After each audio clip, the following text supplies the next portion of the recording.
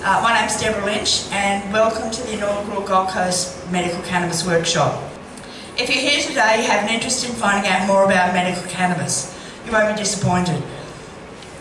Many more just like you are seeking knowledge every day and becoming educated to the truth about cannabis. Dr. Katelaris for over 20 years has researched the medicinal properties of cannabis. Despite being deregistered as a practitioner in 2006, he continues to prescribe, produce and distribute cannabis oil to a dozen families with children suffering from brain-damaging and life-threatening seizures. When the law is unjust, resistance is mandatory. Today you can meet Dr. Katelaris and he's about to come up on the stage, if I can... Oh, here it is. So welcome Dr. Katelaris. I'm going to talk about what is the endocannabinoid system, where it is in the body, and what does it do for us. It'll get there too. Okay. The first thing to understand is to work out the terminology. There's a lot of words that people throw around without understanding what they mean. And none of the terminology in this business is actually very complicated, but it has to actually be understood. Now, the first term that we'll use repeatedly is the word cannabinoids. Cannabinoids are a generic term or an all-encompassing term for chemicals that stimulate the endocannabinoid system or that interact with cannabinoid receptors, which we'll talk more about fairly soon. Okay. Oh, good. Next one, please. Okay, the three sorts of cannabinoids. There's what we've already said, endocannabinoids. It means nothing more. Endo in medicine just means within. So endocannabinoids, you might have heard of endorphins or internal morphine. Endocannabinoids are an analogous thing to that within the system. They have the names of anandamide, the chemical name of arachidonyl glycerol, but it's an anandamide named after the Sanskrit word for bliss, because it's thought when the endocannabinoid system is working perfectly, the organism is working perfectly and everything's happy. That's endocannabinoids. The next one is phytocannabinoids, or plant-based. Anything P-H-Y-T-O means from a plant. Phytocannabinoids are the cannabinoids that interact with the receptors that are grown in plants. And the third group are the synthetic cannabinoids. Synthetic cannabinoids are made in the laboratory, but they still interact with the receptor there, even though each of those, the endocannabinoids, the phytocannabinoids and the synthetic cannabinoids, are all really different chemically. They look nothing like each other in terms of chemical structure, but they all interact with the receptors in the same way. Okay, next please. All right, what are endocannabinoid receptors? Now at this stage, even though the system has been partially discovered for the last 20 years, it's in no way been thoroughly mapped. And it's sad that they spent a lot of time chasing this human genome project, and they spent many, many billions of dollars mapping the human genome, but so far it's actually yielded no useful therapeutic intervention. They would have done much better investigating the endocannabinoid system. So at this point of human existence, we can say a lot more about a rat's brain endocannabinoid system than we can about a human one, which is a bit sad. So it does appear, at least in our parliaments, that rats' brains are very common, so it might be a useful study. I don't know. Look, in simple terms, there's two cannabinoid receptors. Now remember, a receptor is usually a protein structure that sits on a cell, and we'll see that in more detail soon, and receives stimulation from a messenger. So the anandamide is a messenger which then interacts with the receptor on another part of the cell and then affects change. Now, in simple terms, there's CB1 and CB2, but it used to be thought CB1 was all in the brain and CB2 was in the periphery, and that THC operated on CB1 and CBD operated on CB2. Like life itself, it turns out to be much more complicated than that.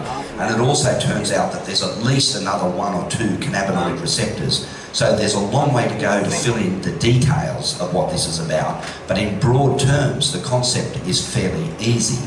But it's the details. Now, on the left of the screen, those purple structures, they represent 2 nerve cells. You remember from your high school biology that the nerve cells start in the brain, run down the spinal cord, you spread out to your arms and legs and your gut and affect all the things you need to do. But the idea is the impulse runs from up to down, basically. That's the way the nerve impulse, the sensory ones then run the other way. Here, you can see a nerve impulse running from the top of the slide down to the bottom. But the anandamide, remember what I said that the, no, I didn't say that yet. The anandamide is actually produced from the cell membrane of the postsynaptic neuron, the neuron that's past where the impulse has already gone, the downstream side. It's produced there by factors of control which we don't understand at all, but it appears to represent what they call cellular intelligence. And to try and explain that, if you go to a beehive or an ant's nest or a termite mound, here's tens and hundreds of thousands of organisms working in concert together with no apparent form of organisation. That's an intrinsic sort of intelligence that human science has yet to discover and even yet to emulate. We do a lot better having the social order of the beehive than the chaos that we've got at the moment. Okay, the next one. All right, the important thing about the endocannabinoid system is that it regulates almost every significant action that makes humans what they are. Can you see there? This is being parts of the brain that have been mapped as high density areas for the CB1 receptor. And you can see things like emotion and anxiety, the idea of initiating movements, coordination and balance, learning new information, eating and sexual behaviour. All these complex behaviours originate in parts of the brain that are very densely populated with cannabinoid receptors. So it takes part in every significant activity of human life. Next one, please. Okay. This is very interesting, the production of the endocannabinoids. But to understand it first, remember I said that the three types of cannabinoids were all very different to each other. The structure of THC is nothing like the structure of anandamide. That's made from a fatty acid. So the anandamide, which is going to regulate the cell's activity, and you remember from that diagram before, it was retrograde. The nerve impulses flow one way, the endocannabinoid system flows back and regulates and moderates things so they don't get out of control. That's the whole idea of the endocannabinoid system. It keeps you and all your activities on an even keel by operating one cell at a time. It's not like a big endocrine system that works throughout the whole body. The endocannabinoid system works from cell to cell. So it's an intrinsic and very evolutionary conserved mechanism. It's been present in all organisms since the sea squirts about 60 million years ago. So it's obviously a critically essential form of cell-cell signalling and homeostasis regulation. So keeping everything cool and balanced. Okay, next one please. All right, this is a cell membrane. I don't know how much of your high school biology you remember, but the cell membrane, this is a simplified diagram of the cell membrane, and there's two layers to it, and they're made of identical things called phospholipids. See the red things looking like match heads at the top? They're the phosphorus groups, and the lipid tail is on the inside. Now, fats and lipids are what we call hydrophobic. They don't like being near water, and phosphorus is what we call hydrophilic. It likes being near water. So when you mix up these phospholipids, they arrange themselves into bilayers because all the long fats seek each other because it's away from the water, and the phosphorus turns to both sides to get into the water. So cells were created quite ingeniously by simple phospholipids that self-assemble because of the nature of their polarity to water. Okay, next one please. The real cell membrane is a lot more complicated than the one in that first diagram, and the real cell membrane is much more complicated than this little diagram shows too. People, especially pharmaceutical chemists, think they can manipulate human behaviour by a very simple and crass distortion of body chemistry without actually realising what a cascade of effects go on. You can't alter one thing. You can't give someone an SSRI drug and say, oh, we'll increase your serotonin, without having all these unwanted consequences that flow from it. The body is very complicated indeed and very interrelated. But here you get an idea of, when I say receptors, they poke in through the cell membranes and act on the inside of the cell. Equally, in this cell membrane, say it was on the other side of the neuron, you have to imagine that this anandamide, this bliss molecule, actually pops into existence, and it only lives for a second or two before it's degraded. So it pops into existence through the cell membrane by factors that no one really understands, how a cell membrane has the intelligence to regulate its neighbouring cell. That's the fascinating part. See, when you're dealing with feedback loops, say for instance, you're talking about the thyroid. The thyroid produces thyroxine, a hormone that ups your metabolism. But as the thyroid level goes up, it interacts on the pituitary, and TSH, or thyroid stimulating hormone, goes down. So the whole thing comes back into order. That's a very simple system to understand because we know what the result is and what the stimulation is. But in the endocannabinoid system, what we're seeing is tiny little cells exerting intelligent regulation on themselves and their neighbours. And that's what makes it so fascinating. That's the missing link in the whole endocannabinoid system. It's different than the others because we don't understand how the cell knows to manifest these endocannabinoids that have such a vast impact on our well-being. But what is becoming clearer and clearer is that if you haven't eaten the right fats and lipids over a period of about 7 years or so, a long time basically, those fats and lipids can't be incorporated into your cell membrane. So if you make a habit of, say, having McDonald's trans fats and some industrial margarine from the supermarket or something like that, over time, that actually impacts on the structure of your cell membranes. And quite literally, instead of being fluid, they become more rigid. And that's what happens to your arteries and your brain and your thoughts, and that's the sclerosis that precedes death. But if you're eating the right fats and lipids, you have a supple, vibrant cell membrane which can manifest anandamide when it's needed. Right? So this is the coming breakthrough that we in the therapeutic cannabis community have been using phytocannabinoids for a long time to regulate the endocannabinoid system, but the ultimate game is to pass beyond phytocannabinoids and use dietary manipulation to actually balance the endocannabinoid system and provide it with the essential fatty acids to function properly. Okay, Sista.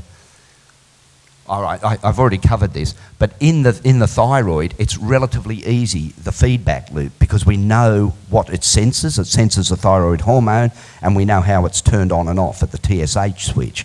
But in the endocannabinoid system, there is a level of intelligence beyond our current understanding. Next, please.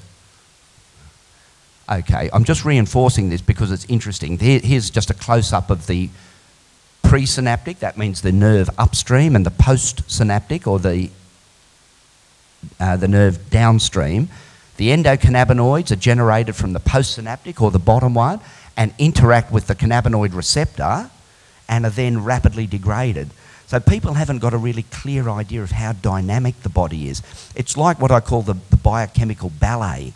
Everything's going on in sort of pretty quick time. I mean, these reactions, a complex chemical is synthesised, acts on the receptor and is degraded in a second or two. And that goes on all the time, hundreds of thousands of times per cell. Okay, next please.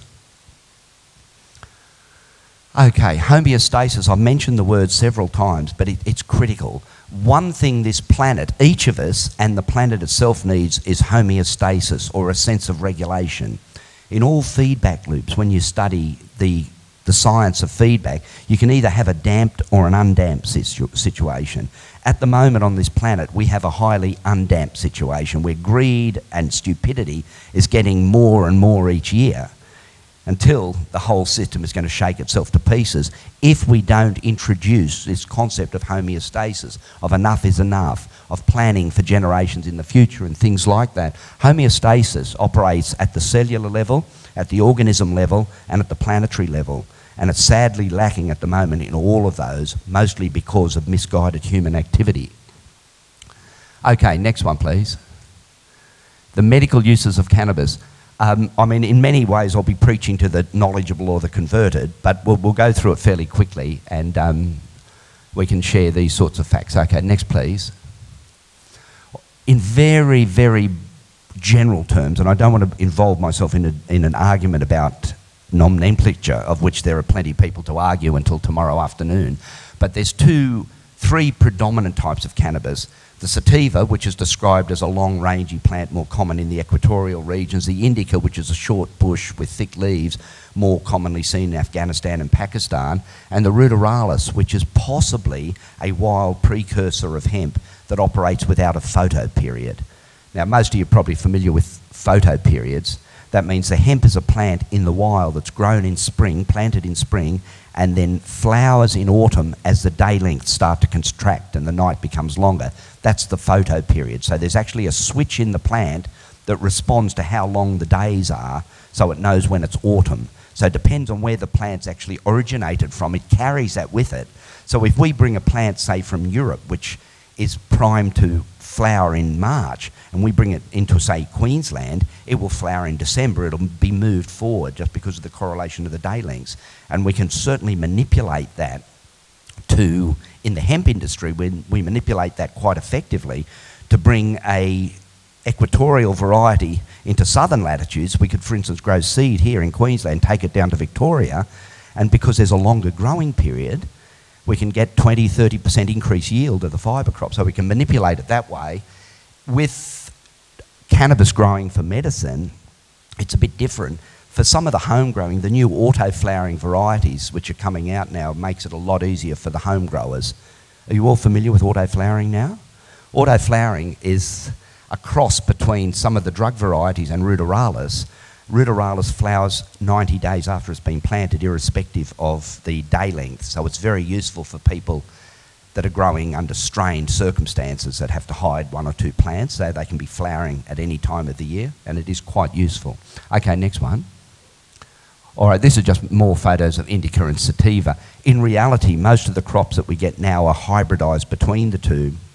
There are discernible differences in the pure varieties of sativa and indica, and the literature talks about the sativa being cerebral and stimulating and the indica being sedating and relaxing, and the usual recommendation is you have your sativa herbs during the day and then you have your indica herbs in the evening. There's merit in that. At this stage, there's still not a clear chemical understanding of the difference between sativa and indica, even though we've been writing to the American compassion clubs for ages saying, look, you've got your HPLC analysis, you've got sativa, you've got indica, just let's see the results of those two and compare what the differences are to understand how they can have some fairly significant differences in actual practical effect. All right, next please. All right, I'm probably preaching to the converted, but I have given talks to people that don't know what a trichome is. And does anyone here not know what a trichome is? Oh, right, okay.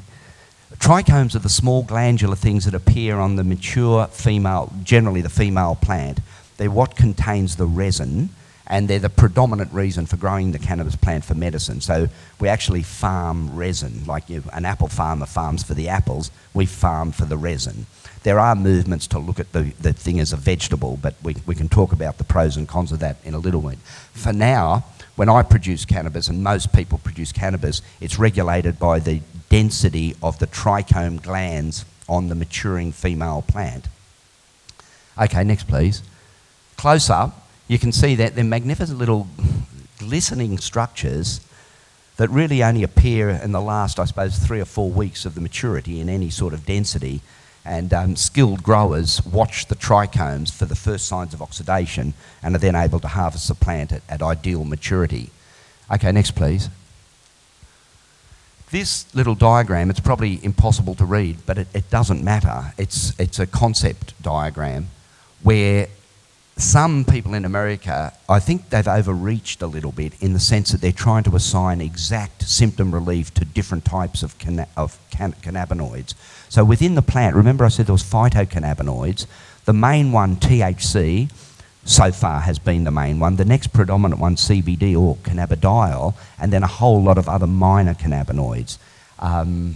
There's a lot of research going on, unfortunately most of it commercially driven by GW Pharmaceuticals, which are trying to accent individual cannabinoids and concentrate them in the hope of having a commercial product that's different from plant-based cannabis. So it then becomes a manufactured product that they can put a patent on.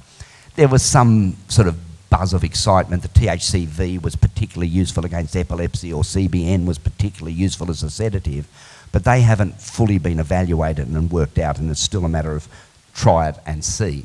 Okay, next please. Decarboxylation. There's a concept everyone has to understand to make sense out of what you do with the preparation. It's not difficult, just pay attention. In the plant, the cannabinoids are in what they call the acidic form. So we call it THC acid or CBD acid simply because it's got this, what they call a COOH bond. The one that's encircled on the left is the acid group. Now, if you heat like fresh cannabis, you drive off the carboxyl group, and then it's said to be decarboxylated. Right, they're big words, but they're simple concepts. You've got a carboxyl group, you get rid of it, you're decarboxylated. Okay, it's not hard. Now, the issue, though, is that the THCA has remarkably less psychotropic effect. The THC, and this is meant to be the rationale for smoking cannabis over the millennium, is to decarboxylate it during inhalation and obtain the maximum psychotropic effect. The idea that THCA doesn't have a psychotropic effect is probably exaggerated, and it begs the question of what a psychotropic effect is. And when this is brought up to me, I say, well, what effect does tobacco or caffeine or alcohol have? They're all psychotropic effects. But in a broader sense, the fully developed psychotropic effect of THC has to involve distortions of perception. So it's distortions of the perception of time and colour. And it's really quite a pleasant and interesting experience intellectually when you actually analyse the cannabis experience. But it's attracted the ire of the system. Now, in terms of therapy, there's different schools, and no one's really got the right answer, because the right answer applies to individuals, not to groups. But the way the humans are running their lives at the moment, you have the raw group having the THCA, and they won't hear about heating it, and they want to juice it, and they want to do all these things raw. And then you have the must be decarboxylated to have an anti-cancer effect. So there's two opposing camps at the moment. The only true way to sort that out is to do the experiments. In the future, as our growing operation becomes more solid and we can have a regular supply of discretely different cannabis, which has been analysed in a phytochemical sense, then we can sort it out. For now, I'll make a few observations. The THCA can be very useful in a similar way that I said you use a sativa in the day and an indica at night. The THCA is better for daytime use. It certainly is less bending on your mind, and you can generally function while still preserving, in my experience with the few patients I've tried it on, fairly effective pain control, although that depends on the individuals. People can be quite different.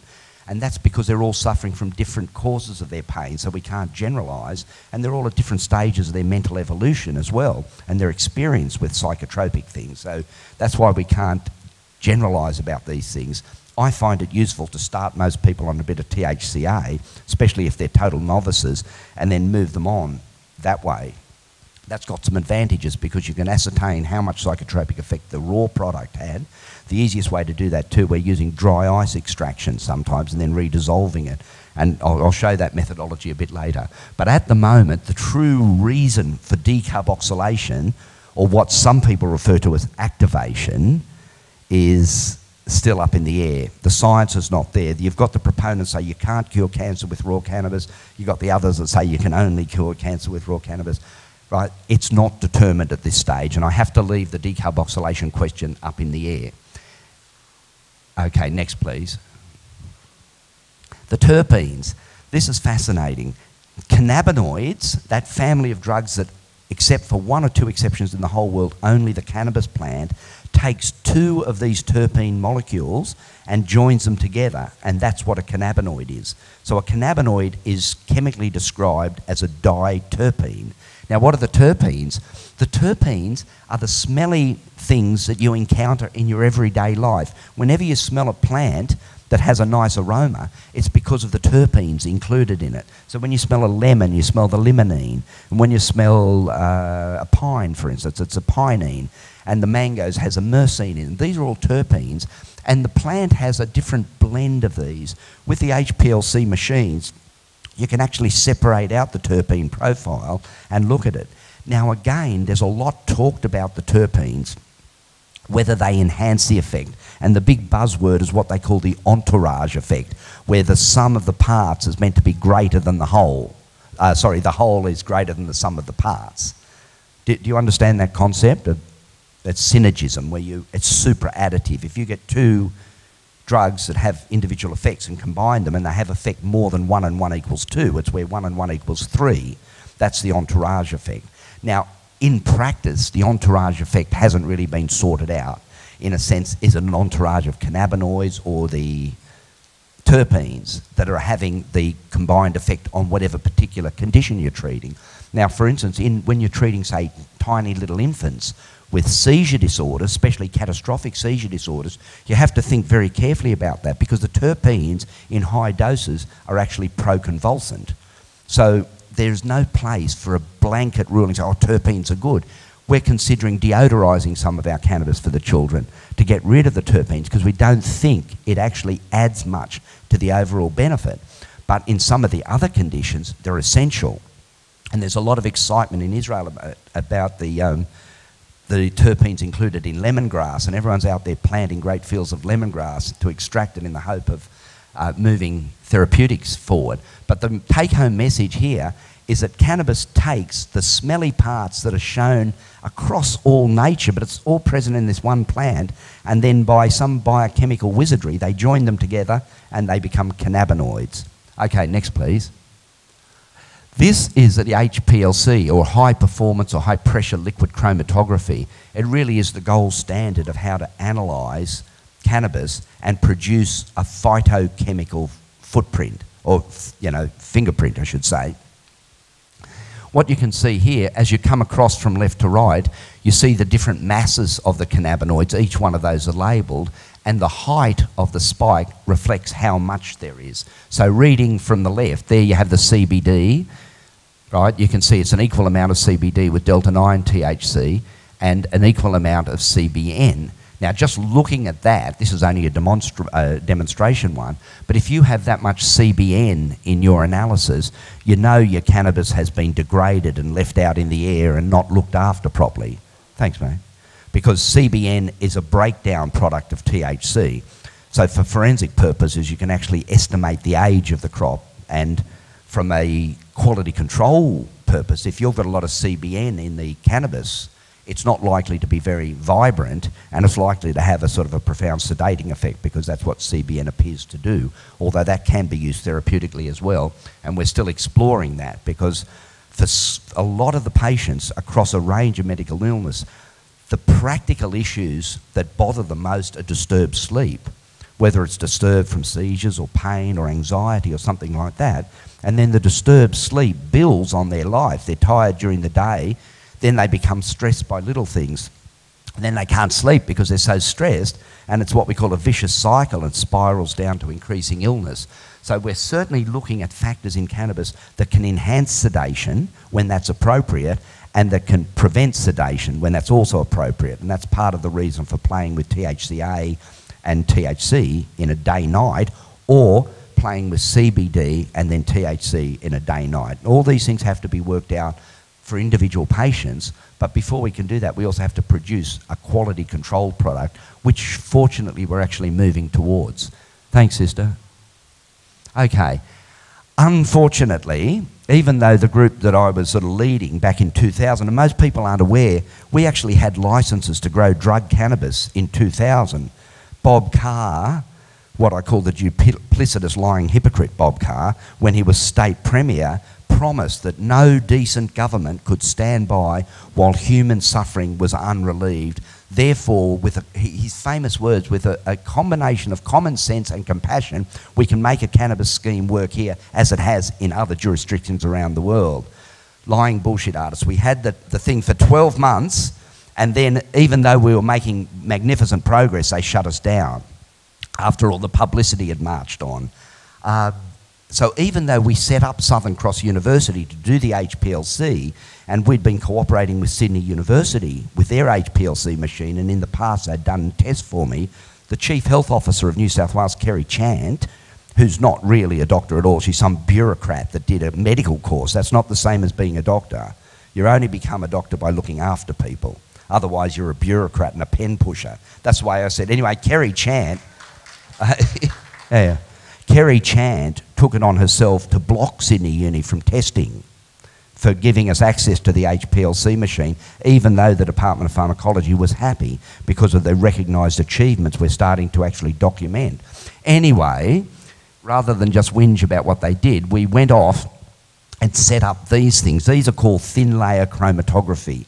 Now, the difference between an HPLC machine and a TLC, or a thin layer chromatography, is a difference between a jumbo jet and the Wright brothers plane, basically. But at the end of the day, the Wright brothers plane flew, and our TLCs will also fly. They're actually not too bad. They were the standard method of cannabis analysis in the 80s, the 1980s.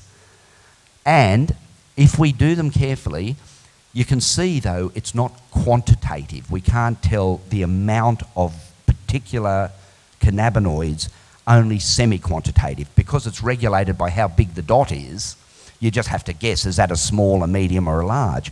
But in practical terms, there's a saying that in the kingdom of the blind, the one-eyed man is king. Replying that to this, to have a TLC is like having one eye. It's almost as good as having two, but it's not as good as the HPLC. But using this, which is available to us and which we can do batch testing, it's certainly good enough to assure the patients that they're getting a degree of uniformity and a content of THC and CBD in approximate quantitative analysis there. So I don't want to sell that short. It's simple and easy and relatively inexpensive compared to an HPLC machine, so it's worth pursuing, and at some future stage we might actually offer a consultancy for people who want to batch test different oils, but that may be for the future. And first we'll get the in-house method bedded down and perfected. Okay, next please.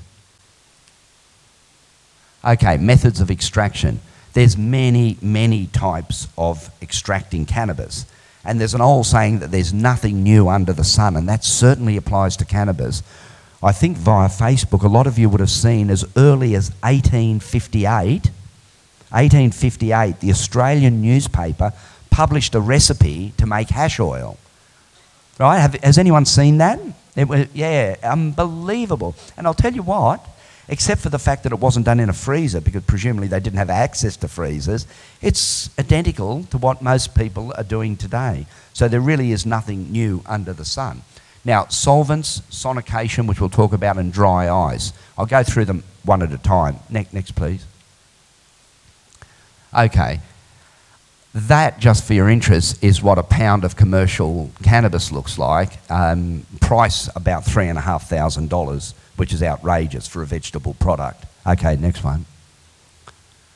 That produced that much of the Rick Simpson oil using solvent extraction. There's strengths and weaknesses of using oil, and I really feel that there's no place for dogmatism. Right? There's no place in saying this is the way we should do it or that's the way we should do it, because as we move forward, obviously we're going to improve in our methodologies. The Rick Simpson oil, what can I say about that? There's several weaknesses in the way people do it. Can I just have the next slide and see if I... No, go back if you don't mind. The issue is which solvents do you use, and everyone's got their own view. The strongest view says you should only use ethanol or food-grade alcohol because of the issue of residual solvents, because of the potential toxicity and things like that. There's merit in that. But against that is the fact that alcohol, ethanol, is almost impossible to obtain at 100%, and most commercially available ethanol is about 95% and 5% water, and that amount of water can interfere with the evaporation, but not very seriously. It's not a problem you can't get over. Some of the cleverer people are actually got stills now, and they can clean up their alcohol, get rid of the water, and move it on that way. That's good. It's probably the safest thing to use at this stage. I've also had experience with isopropyl alcohol. That attracts a lot of resistance from the fully green, organic sort of people because it is somewhat of an industrial process. But if we go out into the hemp fields and we aim to strip bulk resin from these plants, the isopropyl is a perfectly reasonable way to do it because it's relatively cheap. We can handle it in large volumes and wash a lot of the plants Because we only immerse the plants in the isopropyl briefly, we don't bring out a lot of waxes and phenols, and at the end of the day you get a beautiful honey oil. So I'm not against isopropyl, it evaporates very nicely as long as it's well purged. The other one is the hexane or the shellite. At the chemical level, shellite, which is a trade name in Australia, and you have to understand there's two sorts of shellite. There's what they call light shellite and heavy shellite. The light shellite is lighter fluid. It has about 7 hydrogens. That's a sort of hydrocarbon, whereas the heavy shellite has 8 and 9 and relatively more contamination. So the use of shellite as a solvent got a lot of bad name because people were using the cheaper heavy shellite instead of the light one. The one you get in Bunnings is the light one generally. The advantage of using that over other solvents is that it's more specific for the cannabinoids. That means when you soak the buds in that solvent, it's more likely to pull out just the resin and not the waxes and phenols and all this other stuff you don't want. Now, you can't see it very well there. That's not a badly made oil, if I say so myself. One of the criteria is really the colour, I find. If the oil is impossibly black, that means it's full of rubbish, which is oxidised, and I know you can put it out in the sun and bleach it, but it's still full of rubbish and oxidised. A high quality oil, like made by someone who knows what they're doing in that form, it should be somewhere over 70% of resin. That means 7 out of the 10 mils is actually what you're after. A lot of the rubbish that's on the markets now, things like Endocan and all the rest, when you analyse them, they come down to about 20%. Now, by that, it means if you have 10 mils of oil of 20% potency, you've got 2 mils of medicine. But they charge you by the volume. So you all have to understand the difference between the volume of something and the potency of it. The potency is the volume multiplied by its concentration. So if it's 100%, the volume equals the potency. But it's rarely that. If we have a 70% oil, 7 of those mils a valuable product. Okay? You have to understand that concept because people are selling by volume, and there's a hideous amount of rip-off merchants, unfortunately preying like vultures on the sick and suffering, and the only way around that is really trusted personal interactions and self-supply, I find. Anyway, that's solvent extraction. What else can I say about that? The solvent extraction can be decarboxylated or non-decarboxylated, just depending on how. I know there was a little film before I started talking showing a rice cooker boiling away the alcohol. That's obviously a decarboxylating process. You can also do it in a flat-bottom dish with a fan over it and just blow it away at room temperature. That gives you a THCA or a CBDA. So you can manipulate it both ways and to suit the individual need. The oil is obviously viscous and very difficult to titrate as to dose. So we're finding it useful to take that oil and then dissolve it into a carrier oil, like olive oil or medium chain triglyceride oil, which is a form of refined coconut oil. Then the oil is much more liquid and you can titrate it.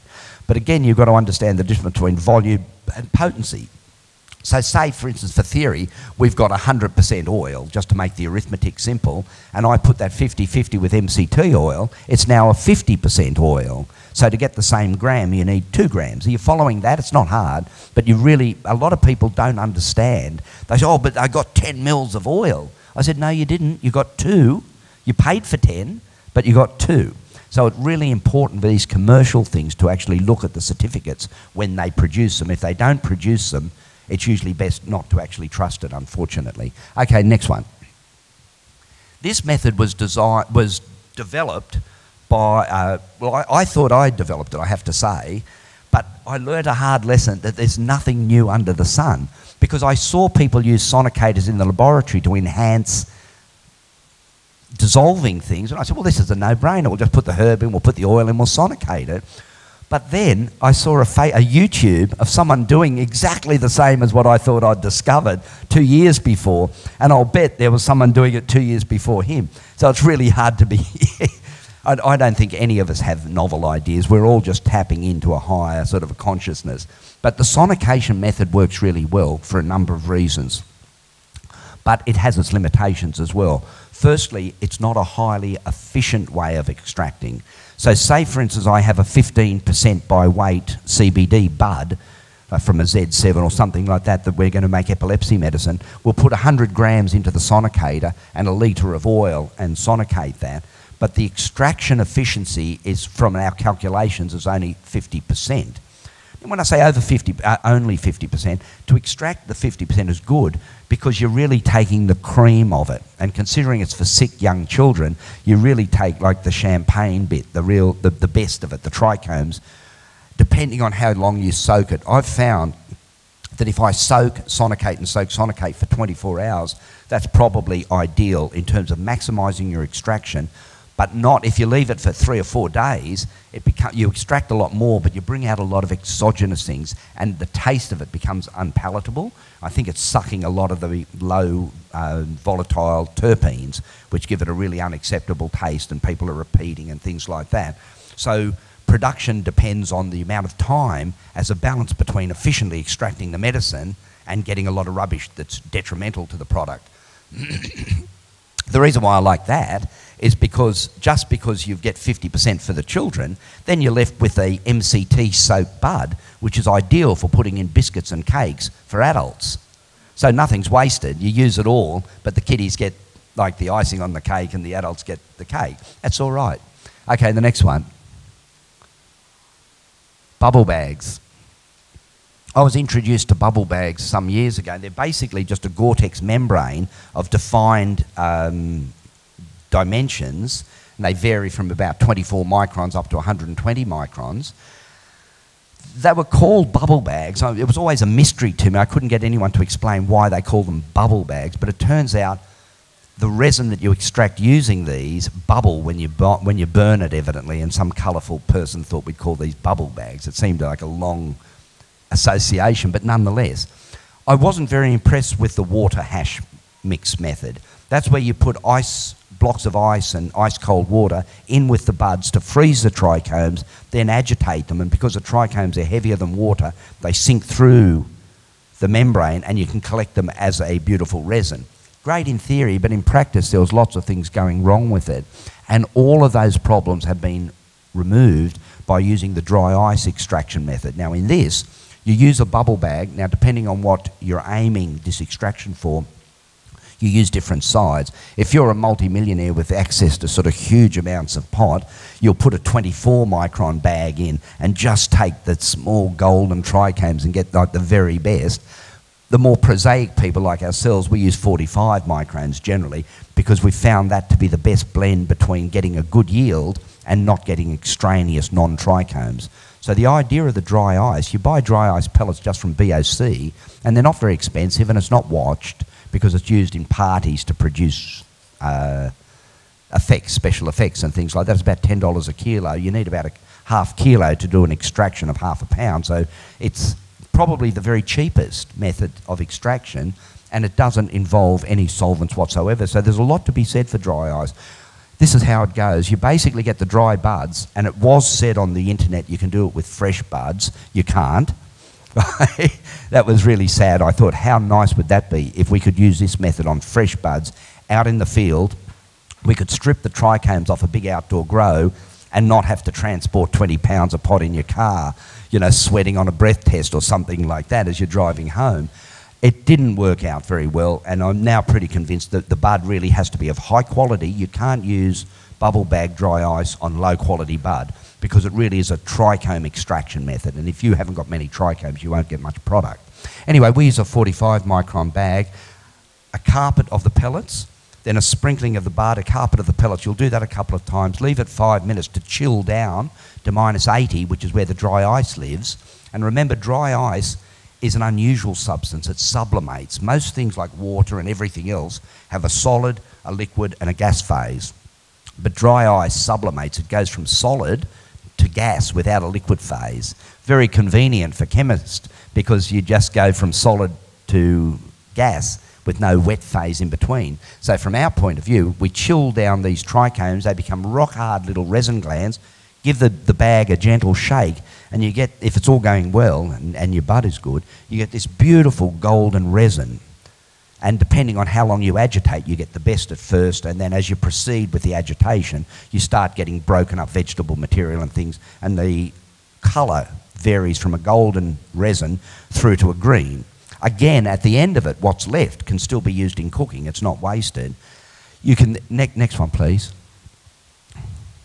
That's the resin.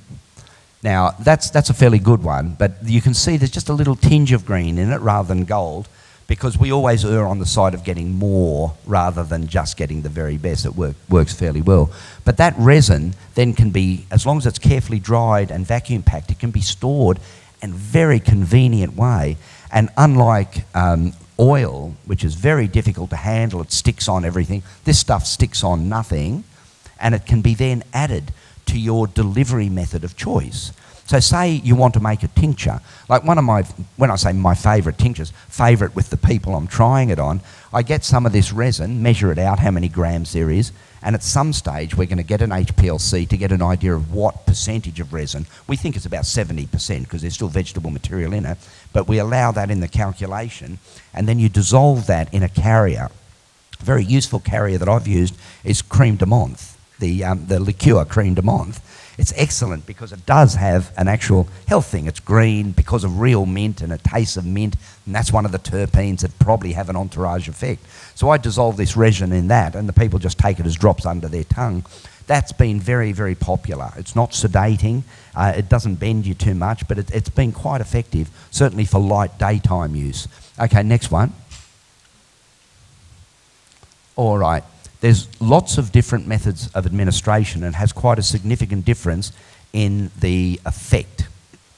So basically, you can eat, you can smoke, you can back passage, or you can apply topically. They're the four types, and each one of those affects the bioavailability.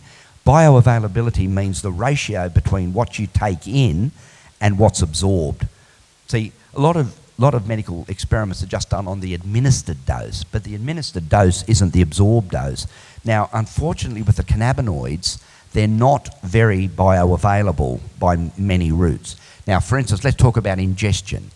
Now, when I say mucosal versus gastric, mucosal ingestion is becoming quite popular. That's where you place the drops or the resin or the oil on your tongue or mucous membranes, and it's passively absorbed through the mucous membranes and it gets directly into the bloodstream. If you eat it, so it goes down into your stomach and then from the stomach through to the liver, it undergoes what you call 11-hydroxylation, which means it's metabolized into a form that becomes more psychotropic. So there's delta-9 THC and then 11-hydroxy-THC, and the 11-hydroxy is responsible for most people who overdose on cookies and things like that, because the THC is metabolized in the liver and then gets more potent. So when you think not much is happening, then your liver kicks in and your head's full of 11-hydroxy and you're lying on the couch so wishing you weren't there or something like that, in the famous green out. So you do have to be careful with gastric especially, because unlike mucosal administration, you can actually titrate the dose. That means you can wait 10-15 minutes and add.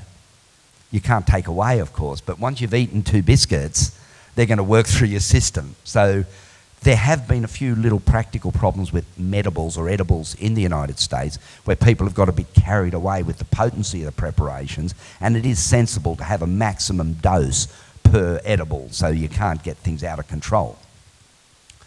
Inhalation.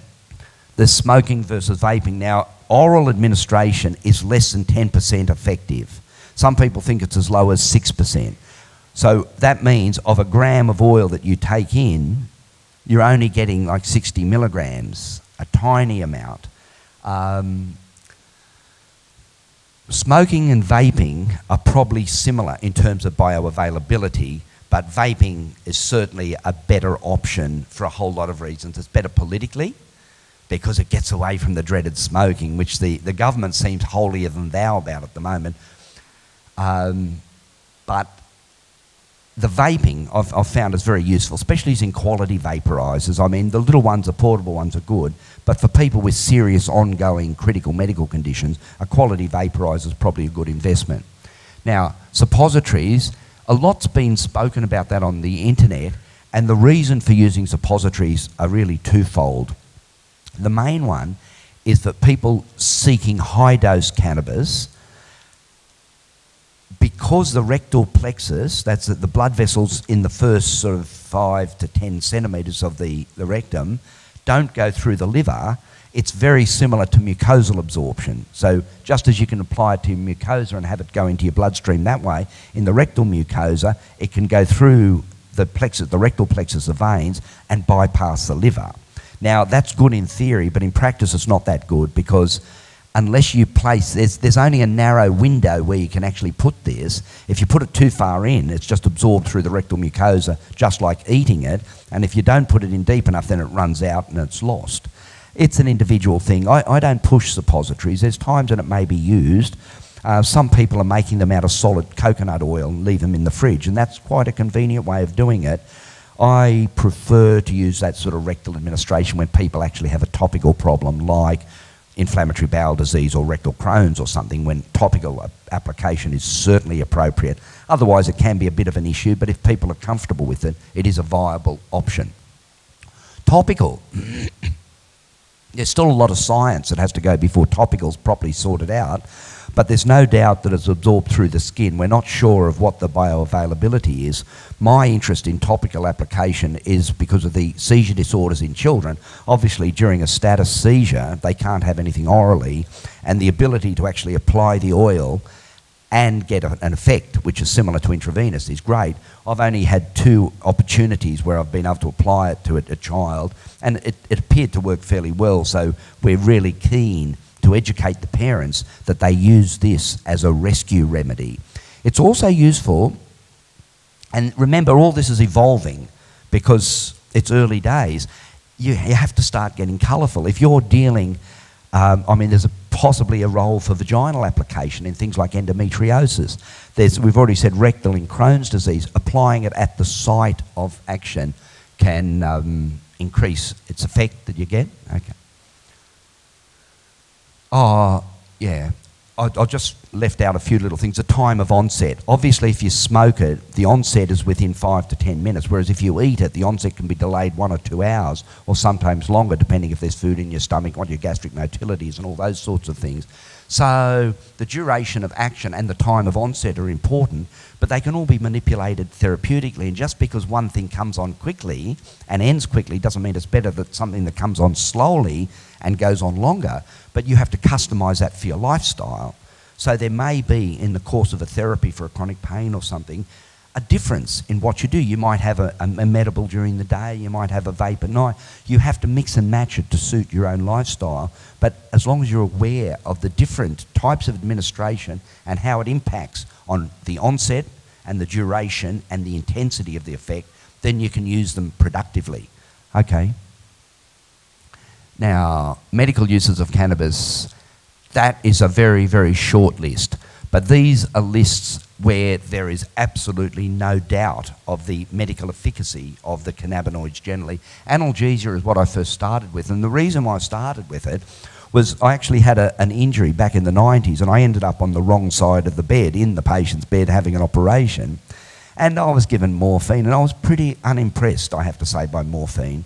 I didn't find, it certainly took away the pain, but your head was like it was full of cotton wool, and you're constipated and often quite nauseous. It's certainly not a gold standard of pain control.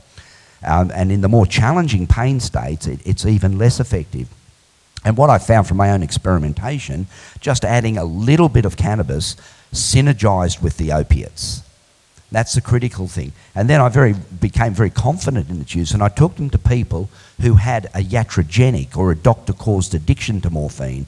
And you've got to believe there's a lot of those people. Now, back in the 90s, it was morphine, but now it's oxycodone. And oxycodone is a much more dangerous drug. I don't know what there is in the chemistry of oxycodone, but it's currently responsible for the overdose deaths of 46 people a day in the United States. Right? It's like a scythe going through the population. There's some toxicity that's unique to the semi-synthetics. In analgesia, the cannabinoids, and this mostly means THC in the acute stage, so there's a difference between what you call pain modulating treatment. So say, for instance, you've got neuropathic pain. Say you're unfortunate enough to have chemotherapy and they gave you a drug that's caused neuropathy. So you've got peripheral neuropathy now with painful tingling in your arms and legs from the damage of the chemo, and this can go on while your life goes on. To reverse that, it appears that you need a component of the CBD. Now, THC and CBD have overlapping effects. They have common effects and they have separate effects. One of the separate effects of CBD is what they call an intraneuronal, or inside of the neuron or the nerve cell, antioxidant effect. So the CBD gets within the cell and then mops up the free radicals within the nerve that cause the inflammation, that cause the neuropathic pain to go on. So it does have a longer term healing effect. Whereas the THC has that to a point, the THC has more a rapid dose response. So you have a little bit of THC, you get a bit of pain control, you have a bit more, you get more pain control. But with the CBD, it appears that if you put a background of CBD under that, you'll get a longer term healing as well as a shorter term symptom control. So mixes and matches is important. Seizure disorders, the benefits of cannabis are so glaringly obvious that it really, that's why we've actually chosen that as a flagship indication to carry the law reform movement. For these reasons, there are many, many thousands of children and later adults that suffer for what they call intractable epilepsy. Now, intractable epilepsy by definition means seizure disorder that can't be controlled by any current drug in any used recommendation.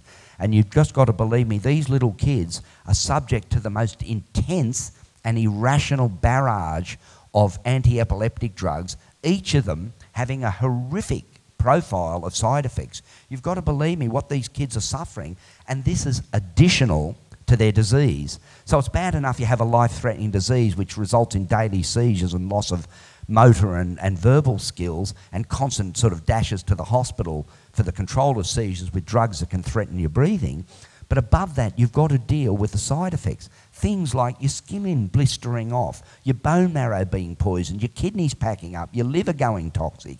They're not trivial side effects. It's not a bit of nausea or itching. These are serious life-threatening side effects. In addition, they don't actually impact on the seizures.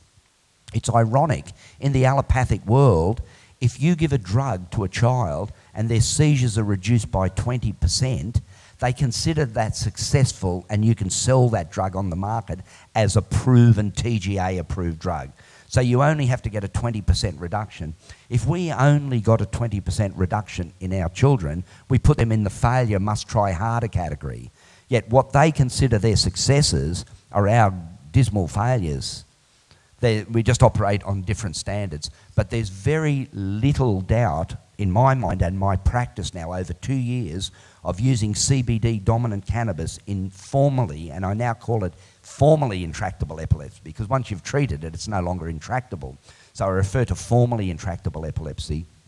And I'd like to think the publicity gained by our heroic mothers that have brought their children forward into the media and actually suffered the threats and the reality of police and docs visits because of it, they've actually broken the ice. And I really have to inform you that no one has had their child removed after coming to the TV and advocating the use of cannabis in childhood seizure disorders. Doctors investigated all of them. In one instance, and I'll just tell you a little story about the sort of things we have to put up with. I'll tell you about Hunter Elwell. Hunter's a 9-year-old boy now. He has Dravet syndrome. Dravet is also known properly as catastrophic myoclonal epilepsy of infancy. Now, you think of any disease that starts off with the word catastrophic, it's not going to go well. Anyway, Hunter not only had catastrophic myoclonal epilepsy of infancy, but he had it in sort of double doses. I didn't get to Hunter until a year ago, and at that stage, he'd been given drugs, especially stiripentol. It's a nasty drug with its 20% efficacy, but it takes a child's appetite completely away. They forget how to eat. So they end up tube-fed. And then the doctors and the dietitians give them this expensive milk powder with a few chemical vitamins added to it. And over the course of a year, Hunter lost bone mass to the point that he was so osteoporotic at the age of 8, when he was picked up by a carer in bed, his femur, or the big bone in his leg, snapped. Right, this is an 8-year-old boy. Anyway, he was taken to Westmead Hospital to have the orthopods fix it up. And while he was in hospital, one of the staff saw his mother, LJ, giving Hunter the dose of oil. And they alerted the authorities at the hospital. And I'm not kidding you on this, a 24-hour guard was placed at Hunter's bedside to ensure that his mother didn't give him any cannabis oil while he was in the hospital. So they took a nurse off full-time duty in 3 shifts to guard this child against getting the cannabis medicine. Guess what happened? Hey? He ended up in intensive care in status epilepticus, and it looked, despite whatever the doctors did, it looked like he was going to go west. And they obviously had a major panic reaction, and they urgently convened an ethics committee meeting that night and rang up the mother and said, we'd like you to bring that bottle of oil back to Quick Smart. It's good. It was a program, right? Since then, we've actually had it on the treatment charts for 2 of our patients when they've gone to hospital for other reasons, because the hospital's getting to the stage where they don't want the drama and then the humiliation of having to call us in to pull them out of the mess. It's good. It's progress.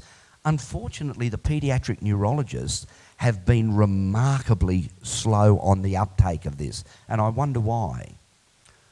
Someone like Hunter, before we started him on CBD medicine, would have attended a neurological consult at least monthly, be admitted to hospital. He spent 200 of the last, before we treated him, 200 of the 365 days in hospital. And that was in a series of emergency ambulance transfers. The whole thing's a disaster, which costs a huge amount of money. Now Hunter hasn't seen a doctor in 12 months. He hasn't had a blood test in 12 months because we know we don't need to do blood tests for CBD medicine because there's no organ toxicity. And everyone's happy except the paediatric neurologists who are now having to find their school fee money from some other group of people. But I'm from the school that says the children, the sick children, aren't your cash cow to run your 5 Series Mercedes or something like that. People have to become better human beings. The people who are running us now, the politicians, the senior doctors, the bureaucrats, are not very nice people. They've given away a lot of their humanity. And this issue of medical cannabis really brings it out into the open. Because what we've got is a bunch of soulless, ethically sort of truncated individuals that are actually harming children simply for their ideological beliefs. And it is as gross as that. They're quite happy for children to sicken and die as long as the status quo is maintained. And that's why this fight, and it is a battle, is so important. It's not only a battle for relief of suffering, it really is, in the way I see it, a battle for the future of humanity. Right? If we're going to become strong, healthful, independent people, we actually have to take ownership of our disease. We have to look at the factors out in the society that are poisoning us, and there are numerous, that are poisoning us, and actually take action, first in our local household, then our community, and then the country, in that sort of order. Okay, antispasmodic. I was talking to a friend of mine who actually had a windsurfing accident and was paraplegic. This is years ago. And I said, is that pot any good for your spasms? And he says, Andrew, you go to any spinal unit, you know, where all the injured motorcycles are and things. He says there might be 1 or 2 of the boys that aren't smoking pot.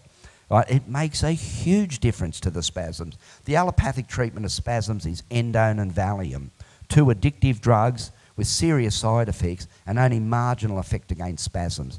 The Valium helps with the spasms because you're obtunded, basically, but it's an addictive drug with a serious withdrawal profile. Not many people really understand that if you have a solid Valium habit, and that only means, 20 milligrams a day for a couple of years, and you withdraw suddenly, you can actually go into seizures, and sometimes very serious. But that's a problem.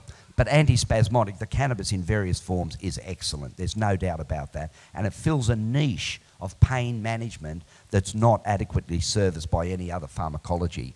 Anxiolytic and calmative, This needs a lot more work because most of the cannabis that's been around up until now has been highly THC dominant. Now, I know there's a lot of recreational smokers here and they sort of revere the THC effect and things. There's a time and a place for that: music, concerts, the bedroom, all these sorts of things. Good THC pot can be great. But in terms of anxiety and especially post-traumatic stress disorder, there is a serious need for CBD in the mix. And in fact, with someone presenting to me with, say, post-traumatic stress disorder or a serious anxiety state, where possible, I'd start them off on a heavily CBD-dominant cannabis and only add THC if they developed a need or if they hadn't actually achieved the therapeutic response that you wanted. In very simple terms, and experiments have been done, if you have a highly unbalanced THC-dominant cannabis, you can have, especially with a dose-related effect, serious anxiety, paranoia, and it can be quite a dysphoric experience for naive people. I mean, for experienced smokers, that doesn't occur. But a lot of these medical patients are very narrow-minded, very conventional, very conservative people, and any sort of drug effect on their brain can be very challenging to them. So that has to be allowed for. With highly THC-dominant cannabis, an overdose can result in anxiety, so obviously it's not going to be very useful in treating anxiety states. CBD is. Now, the ultimate irony, I mean, the idea, does cannabis cause schizophrenia? And my usual response to that, oh yes, it definitely causes schizophrenia and psychosis. I've seen it repeatedly. Every time I bring up the topic with a parliamentarian, they go completely psychotic and you can't get any sense out of them. But does it actually cause schizophrenia? The ultimate irony, and this has now been published in the medical literature, is that CBD cannabis not only doesn't cause schizophrenia, it can be actually used to treat schizophrenia as effectively as risperidone, but without side effects. So that's the ultimate irony now. 1,500 milligrams of CBD is as effective as risperidone in controlling psychosis, but without side effects. And the side effects of risperidone can be brutal. So that's a major advance. And it really should put an end to this talk about does cannabis cause psychosis, even without going into the epidemiological issue, which is very simply addressed. I'll say it quickly. In the 1950s, hardly anyone smoked pot. The incidence of schizophrenia was 1%. In the 90s, 30% of the people smoked pot. The incidence of schizophrenia is 1%. It's not a causal association, or we would have had a major uptick in the incidence. It's painful how easy it can be disproved, but the lie keeps reverberating. Okay, hypnotic. Still working on that. The beauty of the hypnotic simply means getting you to sleep. Ordinary smoked cannabis has what we refer to as a biphasic effect. You smoke the pot and you get an initial stimulation followed by a longer duration of calmative sedation. So that biphasic effect, some stimulation and then settling into calmative. Most people find cannabis very useful for sleep.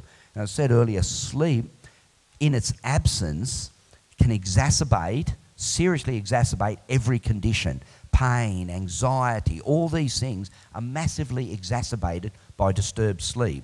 So we need to work harder on individually formulating cannabis, either specifically for sleep, which may involve a high CBN content, or other factors yet to be determined. But that is a very useful effect because you don't end up firstly with sleepwalking like you do with Stilnox, and I don't know if people have been following the stories in the newspapers, but this safe drug passed by the TGA, Stilnox, turns out to be fascinating. And about 1 in 100 people, they take it, and instead of going to sleep, they do go to sleep, but then they get up and do complex motor things. People have gone down to the shopping centre in their underwear under the effects of Stilnox. They've driven cars to different places. This passed the TGA regulations. You won't get that with cannabis. Okay, anti-nausea and appetite stimulation, that's well accepted, and we don't need to talk more about that. Sister? Okay, the big question is, does cannabis cure cancer? This won't be the last word on the topic, and everyone will have their opinions, and knowledge will evolve as we go. But the first observations I make are these. It would be a very stupid and blind person that doesn't recognise we're in the beginning phases of a cancer epidemic. The doctors are ignoring that, saying, there's no real evidence that cancer is getting more common. It's nonsense. It's reminds me of the issue with the frog that Greenpeace talked about some time ago. If you put a frog in hot water, if you throw a frog into hot water, it'll struggle violently to get out before it dies. But if you put a frog in cold water and gently heat it, it won't perceive that it's at risk and it'll quietly die of hypothermia. We're similar to that. Things have come on rather gradually over the last 20 or 30 years. There's been an imperceptible increase in a lot of diseases, and now I think it's fair to say we are in a cancer epidemic, both in terms of the incidence or the number of people that are getting different sorts of cancer, but much more importantly, we're seeing those cancers at a much younger age. Things like pancreatic cancer back, say, in the 90s, I mean, it was almost always a 50 or a 60-year-old male. Now it's a 30 or 40-year-old female. Adenocarcinoma of the lung, you rarely saw it. You saw squamous carcinoma of the lung in the smokers, but now we're getting adenocarcinoma in the women's lungs who are non-smokers. What factors are responsible haven't been determined because we haven't looked for them. Is it particulate pollution that they're breathing in? Is it radioactive particles? Is it a combined effect of the electromagnetic smog?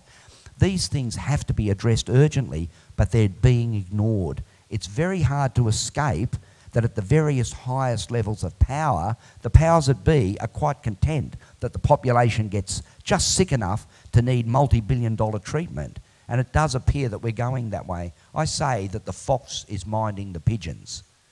The pigeons out there, the health department is actually the fox. They're more fattening the pigeons for their own profit. And that's a very sad state to be in. Okay, what evidence is there that cannabis impacts on cancer? There's certainly a fair bit of tissue culture work. That means if you grow cancer cells in a petri dish along with normal cells, when you put the various cannabinoids in, you can demonstrate loss of cancer cells but no toxicity against the untransformed cells or the normal cells. So that's the huge difference between the effect of cannabis versus chemotherapy. In chemotherapy, the agents are designed to attack any dividing cell. So they'll either punch a hole in its cell membrane, or they'll interfere with the DNA, or they'll interfere with its energy metabolism, but it just destroys any cell that's alive, basically. It's a non-discriminatory form of death. Cannabis induces a process of apoptosis, which I'll talk about in a minute, only in the transformed cells. So you only pick out the bad cells. It's a very selective sort of mechanism. Animal model. Animals have been used, whether appropriately or cruelly, to investigate cancer in two ways. One way, poor little thing, how's that? Okay.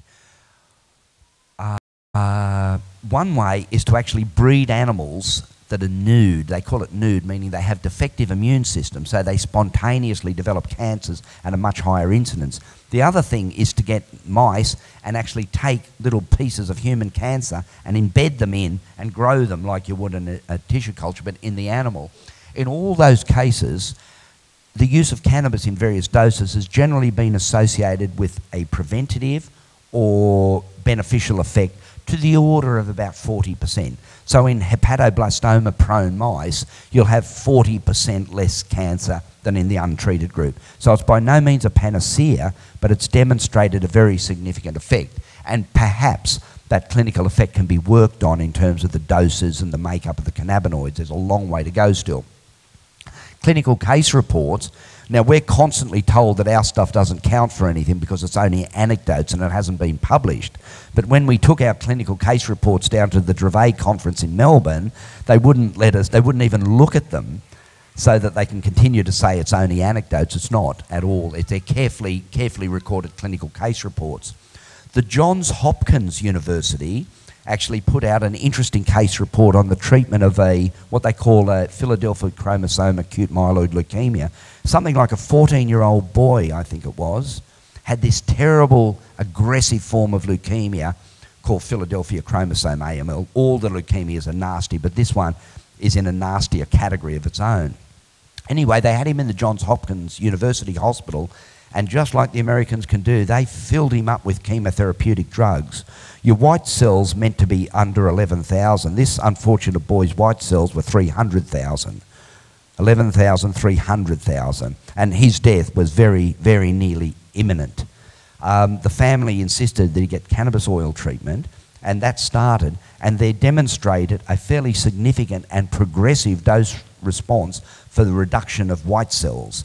But unfortunately, the child died a few weeks later of the effects of the chemo that he'd been given prior. He had a hemorrhage because they'd wiped out his platelets.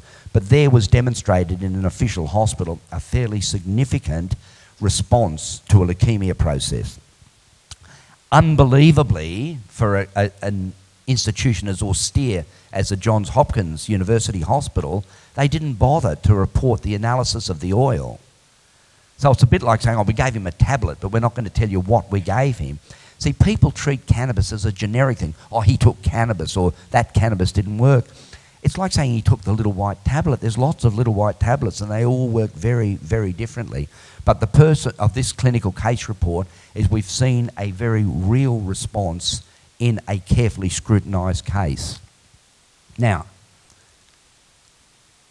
epidemiological studies, the myth that cannabis causes aerodigestive cancer started in the 1960s with Gabriel Nahas. He was an American anesthesiologist who took it on himself as a crusade to prove that cannabis was, what do they say? The devil's herb with its roots in hell, or something like that. This guy was extreme. He was the one that took the rhesus monkeys and put masks on their face and actually proved that smoking cannabis caused brain damage, because he gave them the cannabis smoke and the next day did a post-mortem on their brains, and there was clear evidence of neuronal swelling and what you call vacuolation, and he says, therefore, cannabis causes damage. Pathologists that knew their stuff looked at it and said, no, that's carbon monoxide poisoning. What he'd done to these poor monkeys was basically suffocated them by the volume of smoke that he forced into their lungs. But the issue that cannabis causes brain damage has stood for 50 years. Just like the case of the schizophrenia, the truth is actually opposite. Not only does it not cause schizophrenia to be used to treat it, when they finally did some balanced research, a fellow by the name of Professor Donald Tashkin was paid a grant by the American government, the National Institute of Health, to prove that cannabis caused aerodigestive cancer. And he set about a 3-year study and did it very well. But at the end, he had to conclude not only did cannabis, and this is smoking, and this is ordinary across the board mixed with your Winfield tobacco and all the rubbish, so it's a diluted view, but even amongst that population group, they found not only was there no increased incidence of aerodigestive cancers, but the incidence of cancer generally was 30% less than the general non-smoking population. So that was really interesting. The American government forced them to remove their publication from the academic literature because it didn't gel with their preconceptions, but luckily the academic community for once in its life showed some balls, if we can use a vernacular term, and insisted that this publication go on, and you can actually find it on the internet today. Okay, next one. Okay, how does cannabis work? There's 4 different processes by which it exerts its effect. The first one is called autophagy. Autophagy is really an internal house clean. You remember the body is made up of trillions of these cells. Within the cells, over time, they can accumulate rubbish, things like lipofuscin, these little black pigments. It's like just, you know, an untended house that becomes dirty. The cannabis increases the rate of self-cleaning of these cells, and with these rubbish removed, they can function more normally. The big buzz in cancer and cannabis is apoptosis. Apoptosis is a unique form of cell death that's unlike necrosis. Necrosis means death, necropolis and things like that. Necrosis is what's caused by chemotherapeutic agents.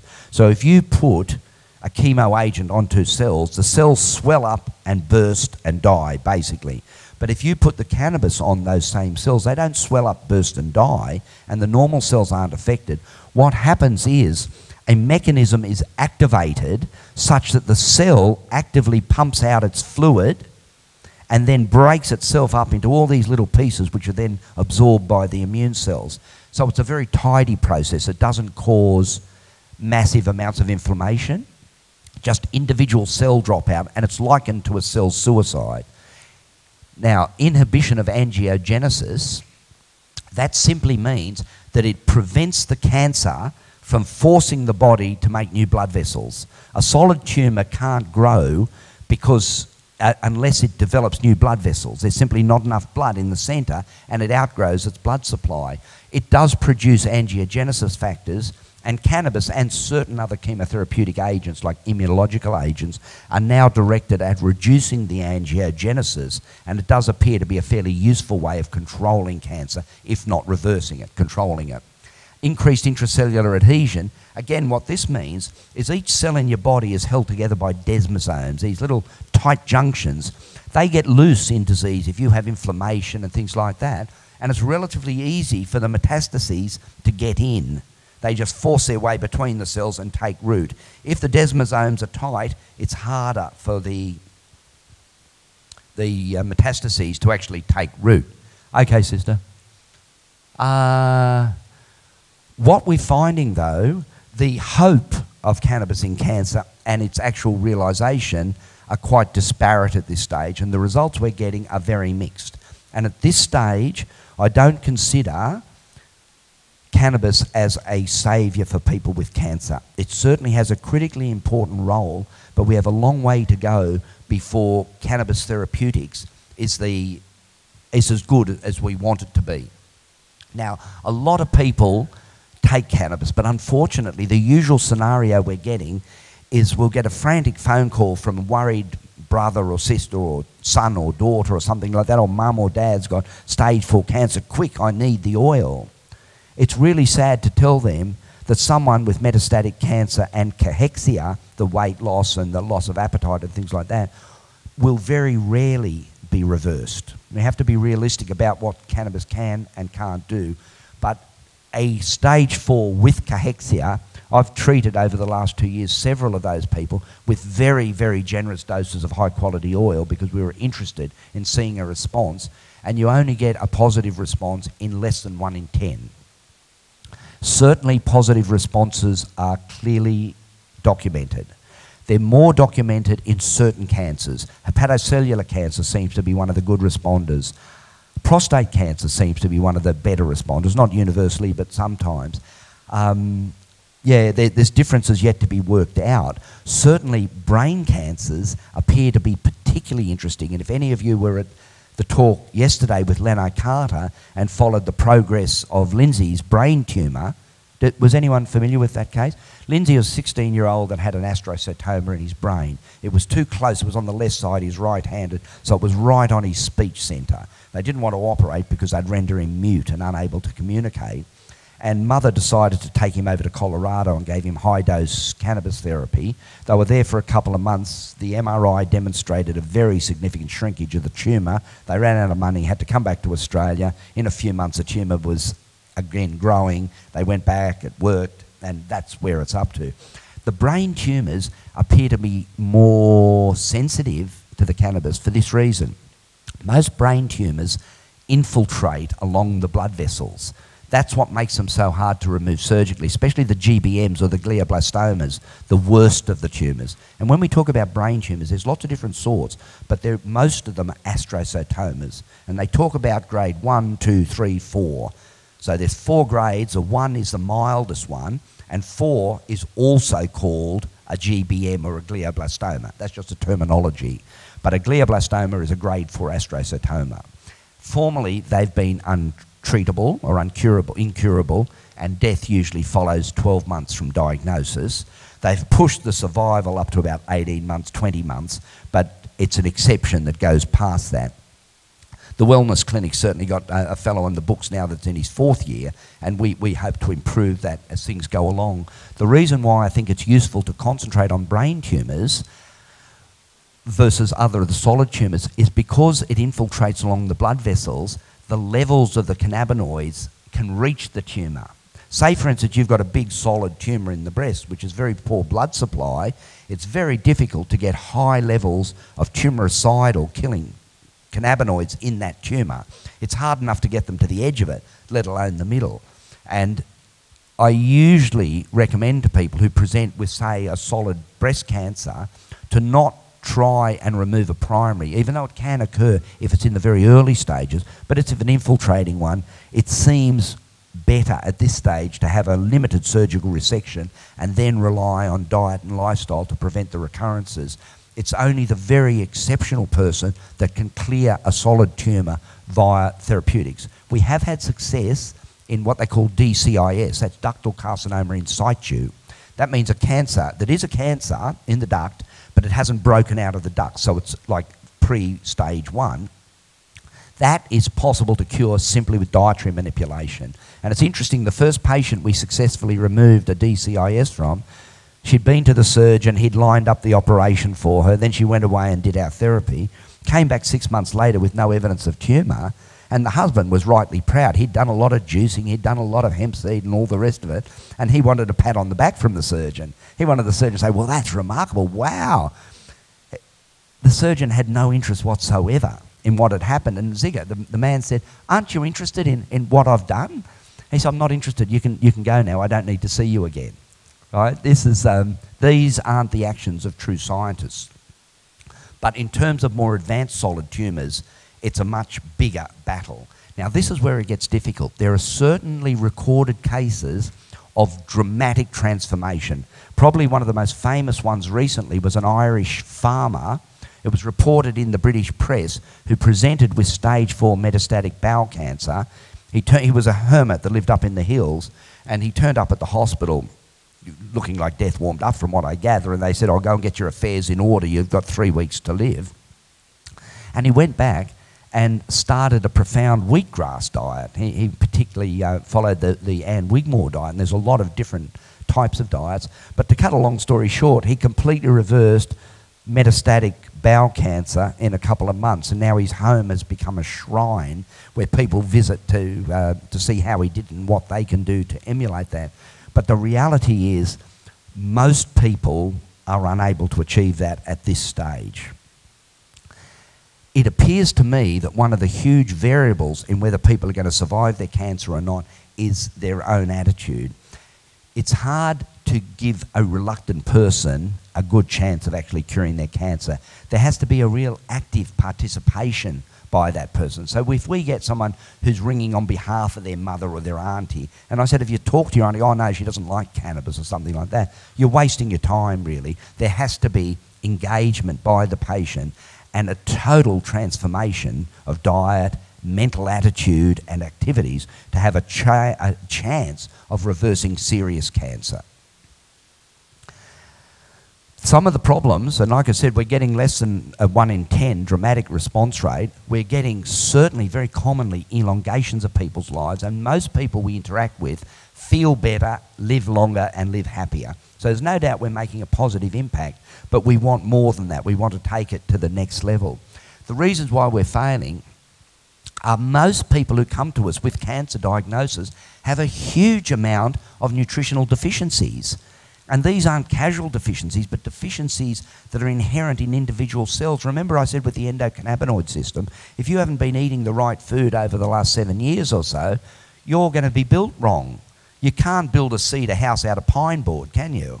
Right? Most people's houses are built out of pine board and not cedar. They're not solid because they haven't properly nourished themselves. There's key deficiencies, especially the omega-3, the iodine, the zinc and the selenium and others.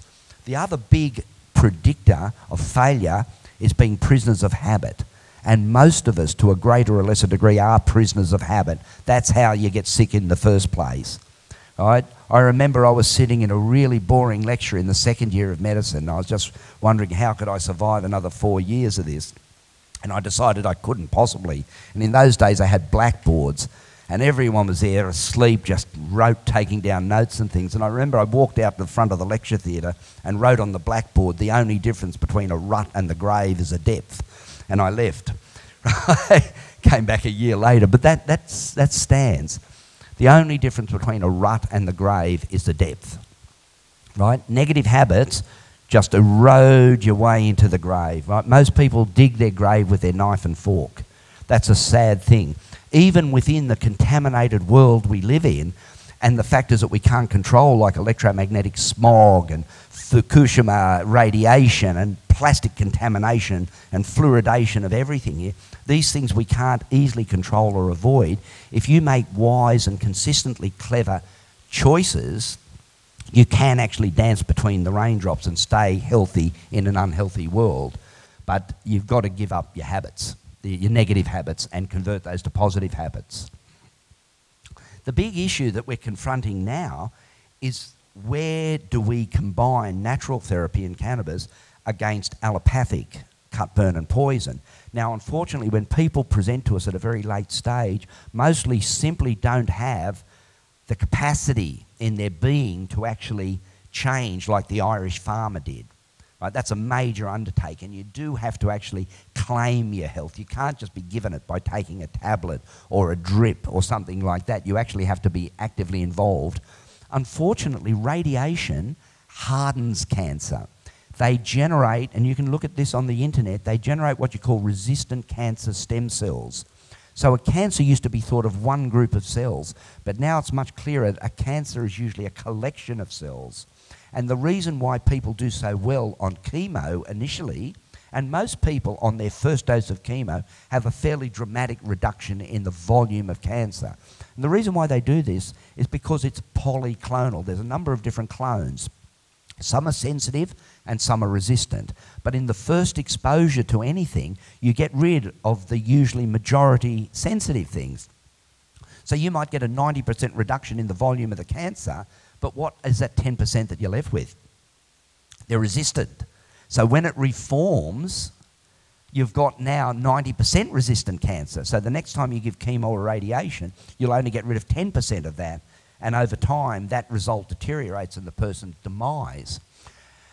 Radiation clearly causes resistant stem cells. Now, from time to time, we reluctantly have to suggest to patients that radiation is probably their best option in certain circumstances. It's difficult when you're not managing a patient from the beginning, when you're managing a damaged patient with seriously advanced disease with prior treatments. Say, for instance, it's a common scenario where you may have a metastasis in the neck threatening the spinal cord. Right? No amount of wheatgrass or carrot juice or cannabis is going to impact on that in the time that it takes when there's a serious threat of catastrophic injury. Well, then what choice have we got? We usually recommend radiation, but we do with a heavy heart, knowing that we have no possibility of curing this person, but merely making them comfortable and trying to extend their life as long as possible. But we do have to fit in like that. Certain people we see in the clinic, we might even recommend chemotherapy. If you make an assessment that they don't have the courage or the support or the drive to take that forward, that's often the easiest way. Right? But you have to make individual assessments, and you have to engage with the patient and see what reserves they can bring to the table. Are you going to be the 1 in 10 that gets it, that makes it through this, and make that decision? But I've got over trying to make every person that person, because it's simply not the case. Okay, the chemotherapy, it's certain, in certain conditions, chemotherapy has made a difference to long-term survival. In things like testicular cancer, choriocarcinoma, the placental cancer, the chemotherapy has a fairly reliable and effective response rate, although that doesn't apply to most of the other cancers. And in fact, with the gut cancers, the GIT, the gastrointestinal tumours, it's now becoming fairly obvious that having chemotherapy for that particular type of tumour actually shortens your life. So you die of the treatment rather than the disease.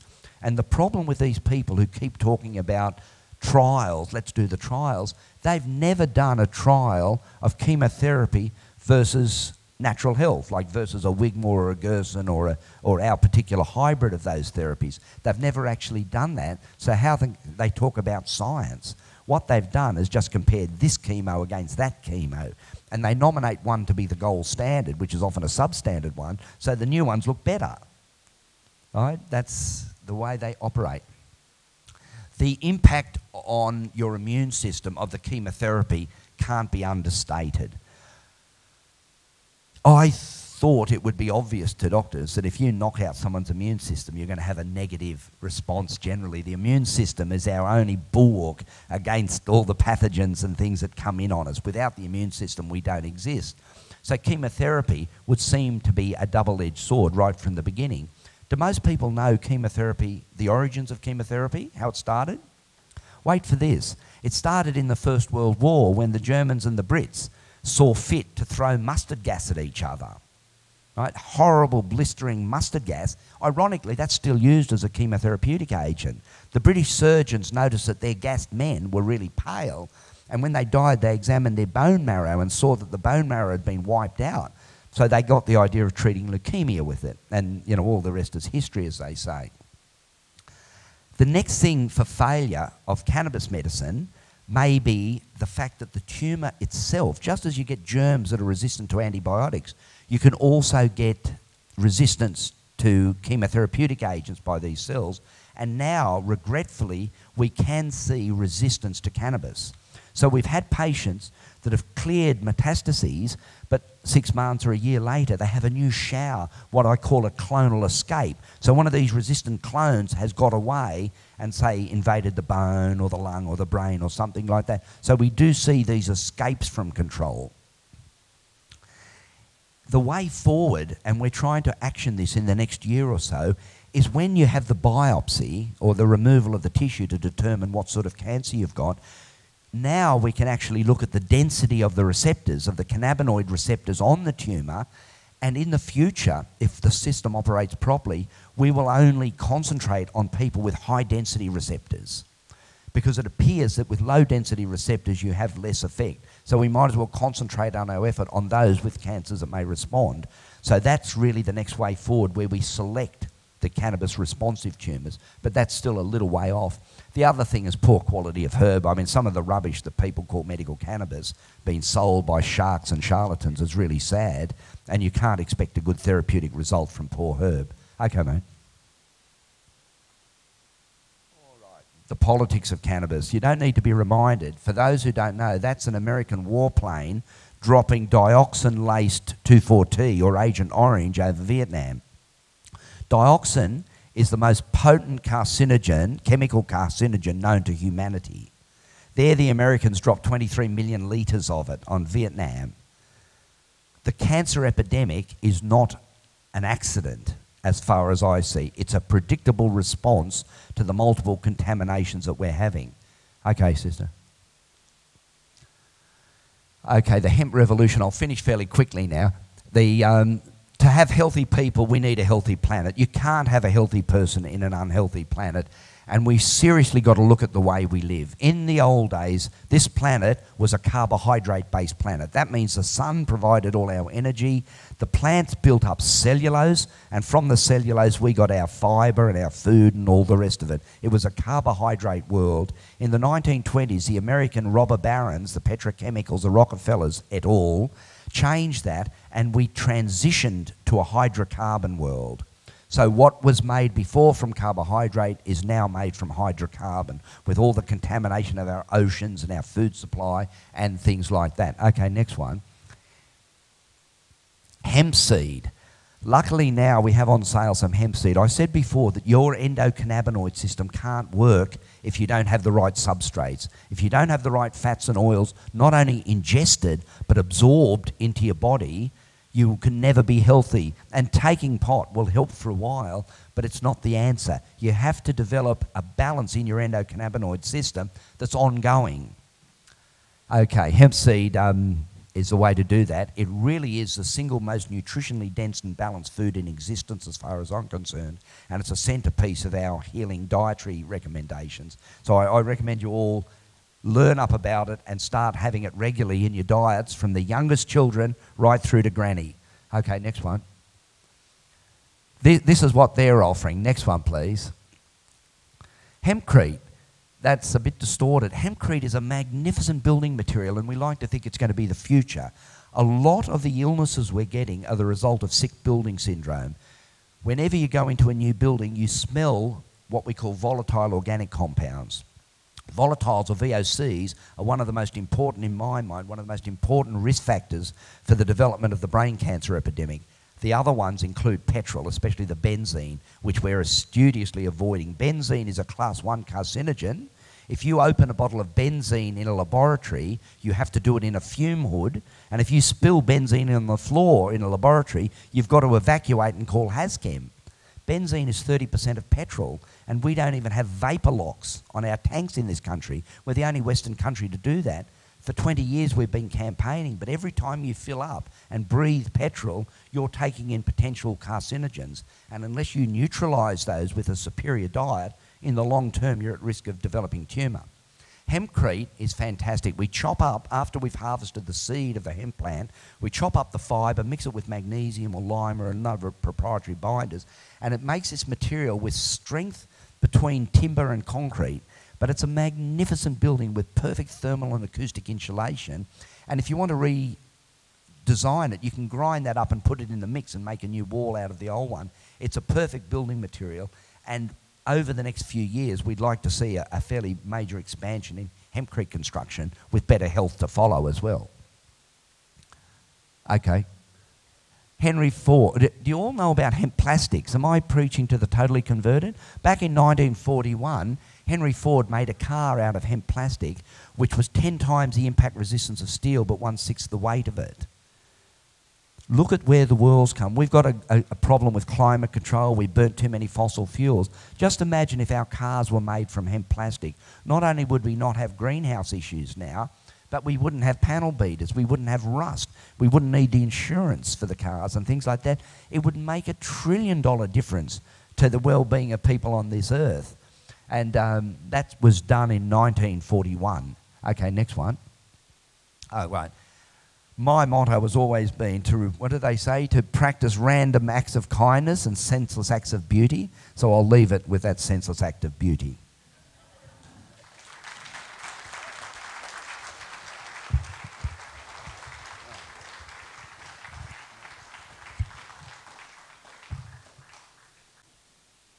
Do you want to talk now, Nikki?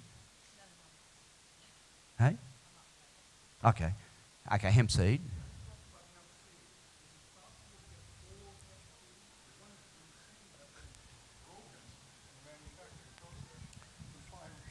Yeah, no, it's not quite like that. When we applied for what they call A1039 to have hemp seed accepted as a human food, it was considered more politic to ask for hulled seed only. So it's just been shelled, it's not been otherwise broken up. So it's not to be confused with the hemp protein, but at this stage we're not allowed to have any hemp seed food, but when the law changes it will only be for hulled hemp seed. Now that's not going to stop us, because if we have customers that want whole seed for sprouting, then they'll get them, but just not officially. Okay. Thank you. Listen, on the issue of hemp seed, I want to say this. A lot of people are pushing this hemp protein and hemp flour and things like that. We don't recommend that at all. It's simply a question of wholeness, right? If you've got the whole hulled seed, that means the shell has been removed, and also it's hard work eating hulled seeds, unless you're a cocky. It's easier to have them shelled, and it doesn't degrade them. As long as the kernel is intact, they don't degrade. It's only when they're broken. But see, in the old days when we were allowed to have hemp seed oil for cosmetics but not for food, all the seeds were pressed into oil, the oil went to the cosmetics, and what was left, called the protein cake, was ground up and sold as flour for $60 a kilo or more.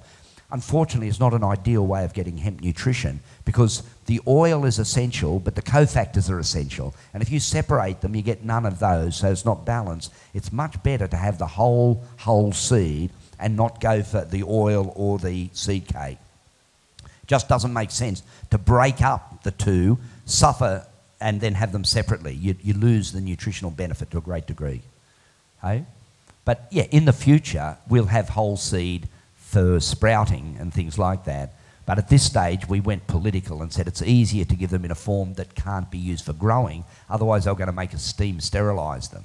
So it was a trade-off between getting something versus getting a cooked hemp seed. That was a choice we had. Okay.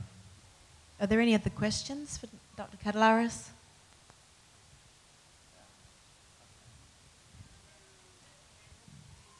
Wait till the mic comes. My mum has gallbladder cancer with metastases to her liver, and she's on Fiseptone, which doesn't really work so well, and I've put it on THC, the tincture formula. It's working wonderful. Is it detrimental to keep her on Ficeptone? Like, should I speak to the doctor about taking her off that and just using cannabis oil, THC? That's entirely up to the patient as to whether she finds it beneficial or not, but it's almost certainly worthwhile cutting the dose down. As a rule, I find very little value in methadone, which is what Ficeptone is. They changed the name, but it's still methadone. It is, yes. Right, an addictive, sedating, ugly sort of drug. Basically, it depends on your mum. But yeah, if you can get her on cannabis monotherapy, you do better than leaving her on Ficeptone. Okay. That's my opinion. Yep. Okay, thank you. Is there any value with any of these treatments with autism? We're just now starting to turn our attention to autism because it's taken a while to sort of bed down the infantile epilepsy. I have to say, over the last couple of months, when I've been examining autistic children, I've had a dose of the horrors.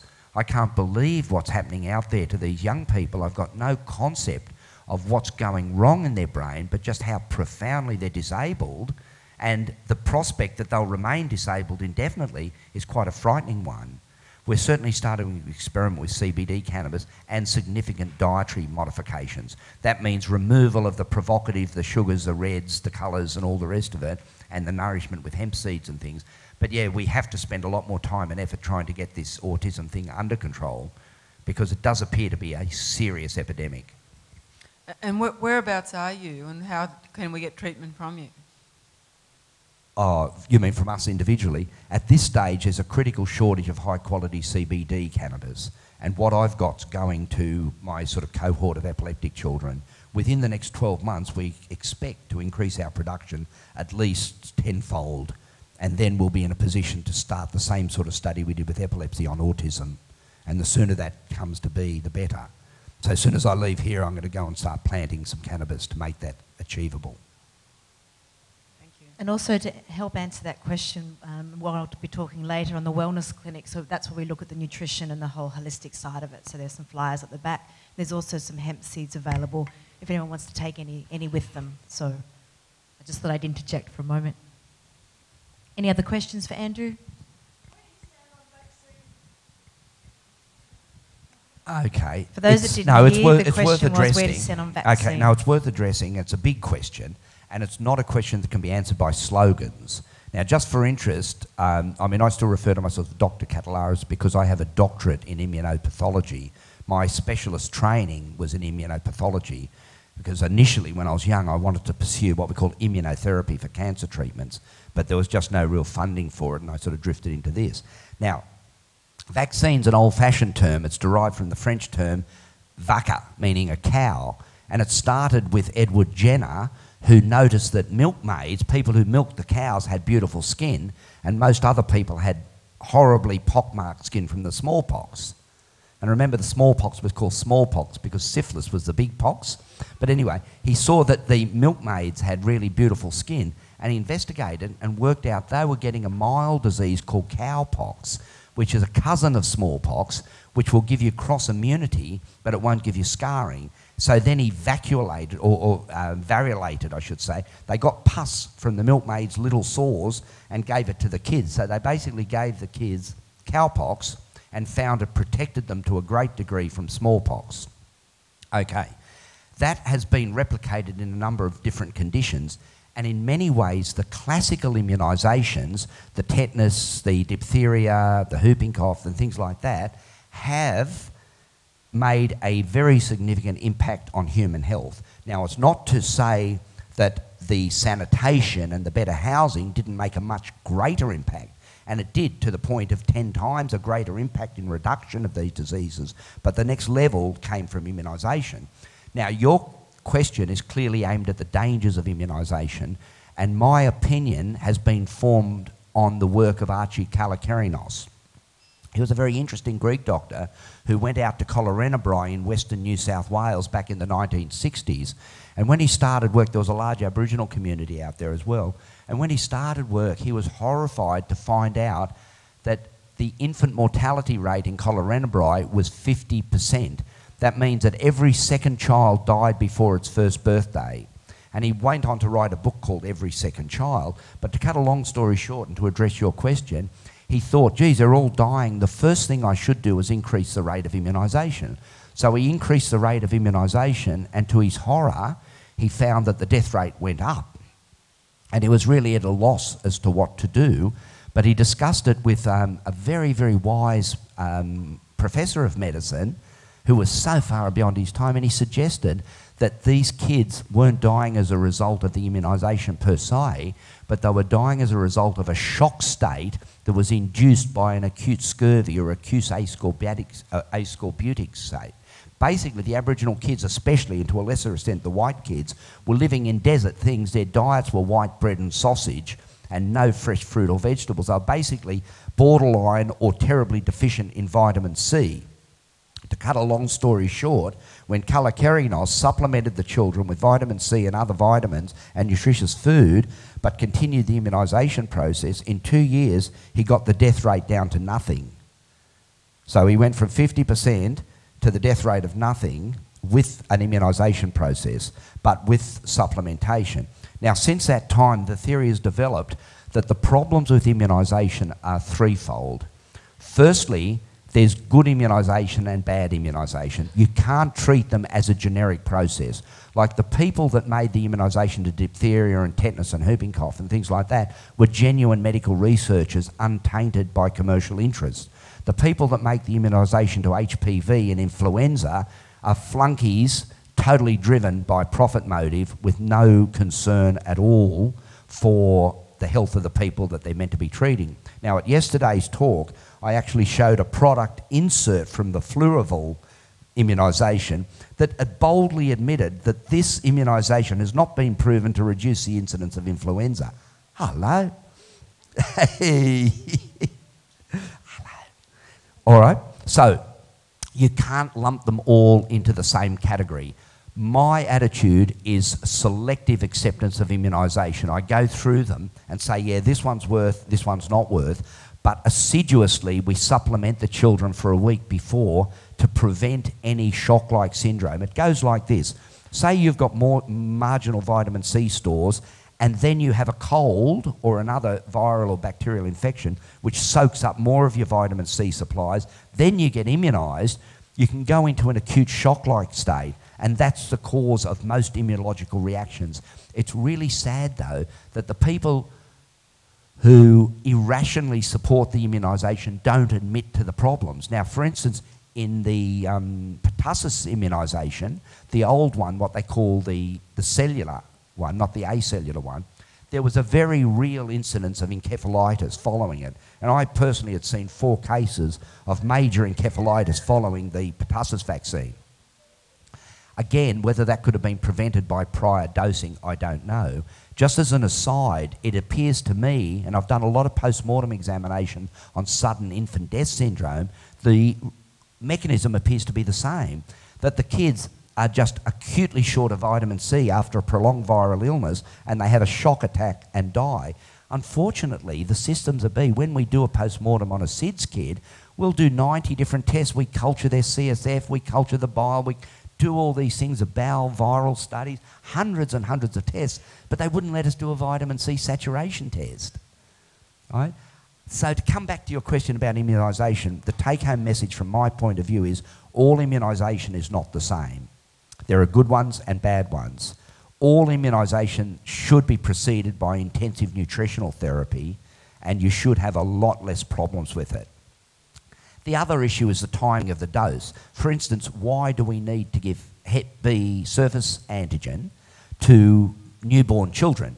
It's different if you're in China where the carrier rate of the mothers is 10% and the risk of transplacental or mammary transmission is very high, but here the incidence of Hep B is very low. So they're doing a one-size-fits-all, and there's no real risk to putting it off till the kids are more immunological mature. And also this unbridled increase in the regime.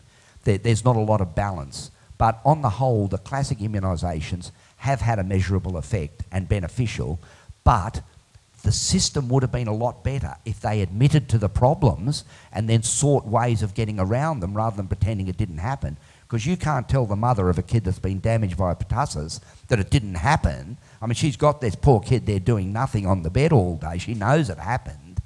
So that would have been a lot better. There's been a bad handling of the realities. There's nothing like honesty when it comes to medical practice. When you stuff up, say, look, looks like we've stuffed up and we'll try and fix it. But yeah, that's my current view of things.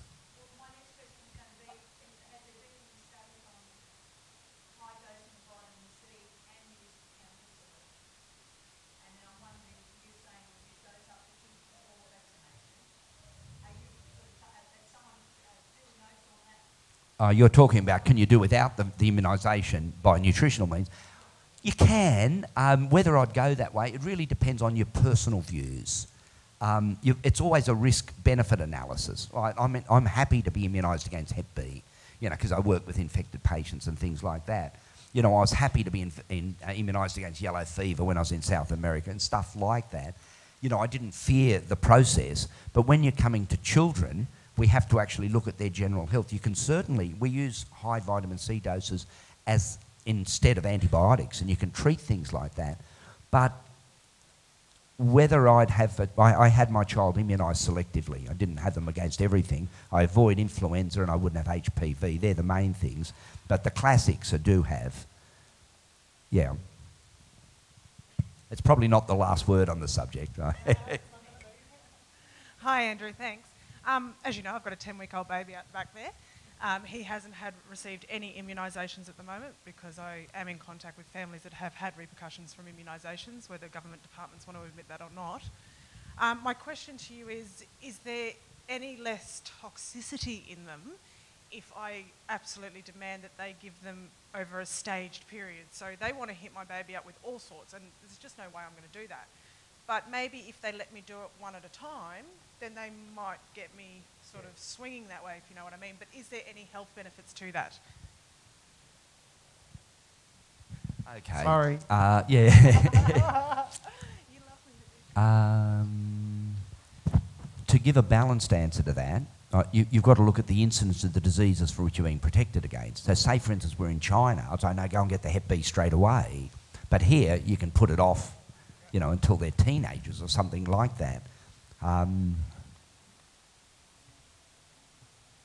Delay is normally not catastrophic. See, the problem is the system has a problem, and I'm dead against compulsory immunisation because it can only lead to bad places. And it's also based on false science. See, they say, oh, it's those nasty bastards like, this woman here that's not having their kids immunised, and we lose herd immunity. Therefore, you're putting the immunised kids at risk. I said, wait a minute. If the immunisation is effective, well, then herd immunity doesn't apply. So there's an issue there. And I get called hey? all sorts of names. Murderous, I'm negligent to the community.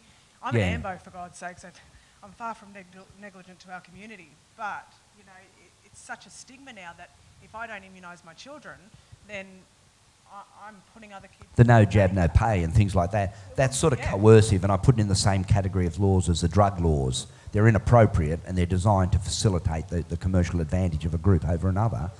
But, yeah, you can modify the schedule with safety, really, because in Australia, the incidence of most of the diseases is still pretty rare. We still get epidemics of pertussis and things like that, and it can have a terrible impact on kids. But it's not a high risk of putting it off and spacing it out and just making sure your kid is as well nourished as possible. The other issue that we haven't addressed is the mercury, the thiamersyl they put in it. For Christ's sake, I wish they'd take it out. It's not necessary, and they can have other adjuvants. And I don't know why they're persisting with it, to tell you the truth. It's bizarre. Mercury's a neurotoxin, and it's cumulative, and as the regime builds up, you get more. So I think it's incumbent that they make better vaccines. But the problem is now we're having commercially driven vaccines rather than classically driven vaccines by caring doctors. It's all run through pharmaceuticals, and that's the danger now. Okay, so it's a complicated question. In the UK this week, they've actually brought in that every child that goes to school in the UK, I've got a lot of family over there, have to have the flu vaccine. And they're not even doing... Oh, no, it gets better. They're actually giving it to it in a nice tasting syrup now. They don't have to have a needle. The health departments in the UK are bringing in syrups to put it in the kids' mouths. Syrup? It's a syrup form of the vaccine. I'll just tell you something about influenza vaccines so you understand the commercial pressures that are delivering a suboptimal health system. Australian researchers at the... an influenza vaccine has core antigens and surface antigens. Antigens are things that the immune system reacts to. The surface antigens change every year, and they're the H and the N's, the hemagglutinins and the neuraminidase. You know, you get H1N1, H5N1. Yeah, there's all these different types of flu, and they're all different from year to year. That's why they have to make a new immunisation each year, but they have to actually guess what it's going to be and make it to suit that, and they often don't get it right. Some years ago, a group of Australian researchers discovered you could make a better immunisation to the core antigens, and instead of injecting it, which is an unnatural way to present antigen to the body, they delivered it via a spray in the nose, as you would with influenza, and they found it gave 7-year cross-varietal immunisation. Guess where that project's gone? Yeah, nowhere, right? Because they do want a new one each year. When immunisation first became compulsory under Richard Nixon in 1974, they rolled out 300,000 doses and made it compulsory, but they ended up with 30,000 cases of Guillain-Barré ascending paralysis, and they pulled their heads in. In fact, it took another 40 years before they were brave enough to try it again, but trying it again they are. No, I wouldn't consider having a current influenza immunisation for a number of reasons. You do better concentrating on your health, increasing your vitamin C and other nutritious food intake, and making yourself resistant. But if they had the core antigens, I'd take it because it's free of side effects and it's very effective in the long term. But commercial pressures are keeping us away from that.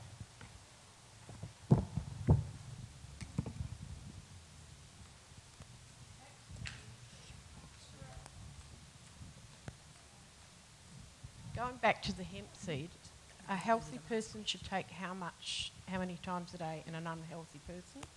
How many? Yeah, it's not a case of one size fits all. And there's a difference between the ideal recommendation and the reality of things. So it's usually easier to introduce things gradually.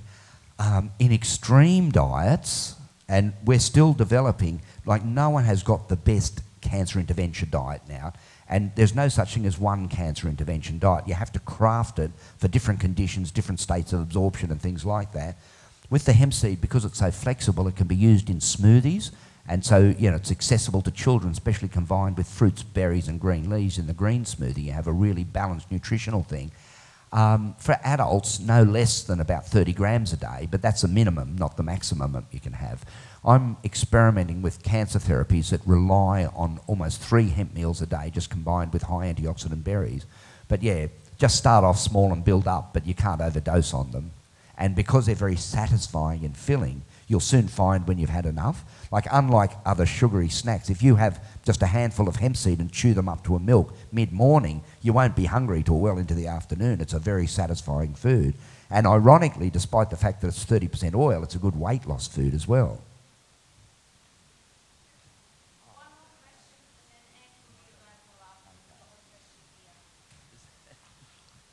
Doctor, where are the government up to with the trials and the states with the various... Trials and tribulations is where they're up to, right? Listen, it's really hard to take any of these people seriously, and there's a fair bit of politics going on. Last year, Richard Di Natale put forward his regulator of medical cannabis bill, and at the time it was at least an innovation and something was happening. Basically, these international conventions that we've signed, the Single Convention on Drugs and Psychotropic Substances, says that you can use cannabis for medical purposes, but you have to take care that it's not diverted to a recreational market. So Di Natale's strategy was to set up an office of medical cannabis that's independent of the TGA, so you can actually have this office you apply to for a license and quality control and things like that. It seems like Turnbull sort of stolen the march on him and come up with some other proposal to modify the Drugs Act to remove the prohibition against cultivation for medical purposes. So it's hard to know where it's actually up to, but it appears to me that the only thing Turnbull is providing for is a federal government project under the control of federal health to regulate the manufacture and distribution of cannabis. Unfortunately, that's entirely unsatisfactory to myself. The Federal Department of Health has brought no joy to this country over its entire existence, and it can't be trusted to properly roll out a medical cannabis scheme. I welcome the fact that they're moving in that direction, but it won't actually change what we do. Because if an epilepsy trial is ever run in this country, we're going to insist, as much as we can insist, that we get one of the arms of the treatment. So they might use Sativex or one of the GW products, they may use their own product, they may use some purified CBD, but we want to get our equal share of the patients to demonstrate that a balanced approach using family therapy, diet therapy and cannabis therapy gets a better result than some white coat clipboard sort of approach of one size fits all. So I don't know where the trials are up to, right, because we don't know what the details are.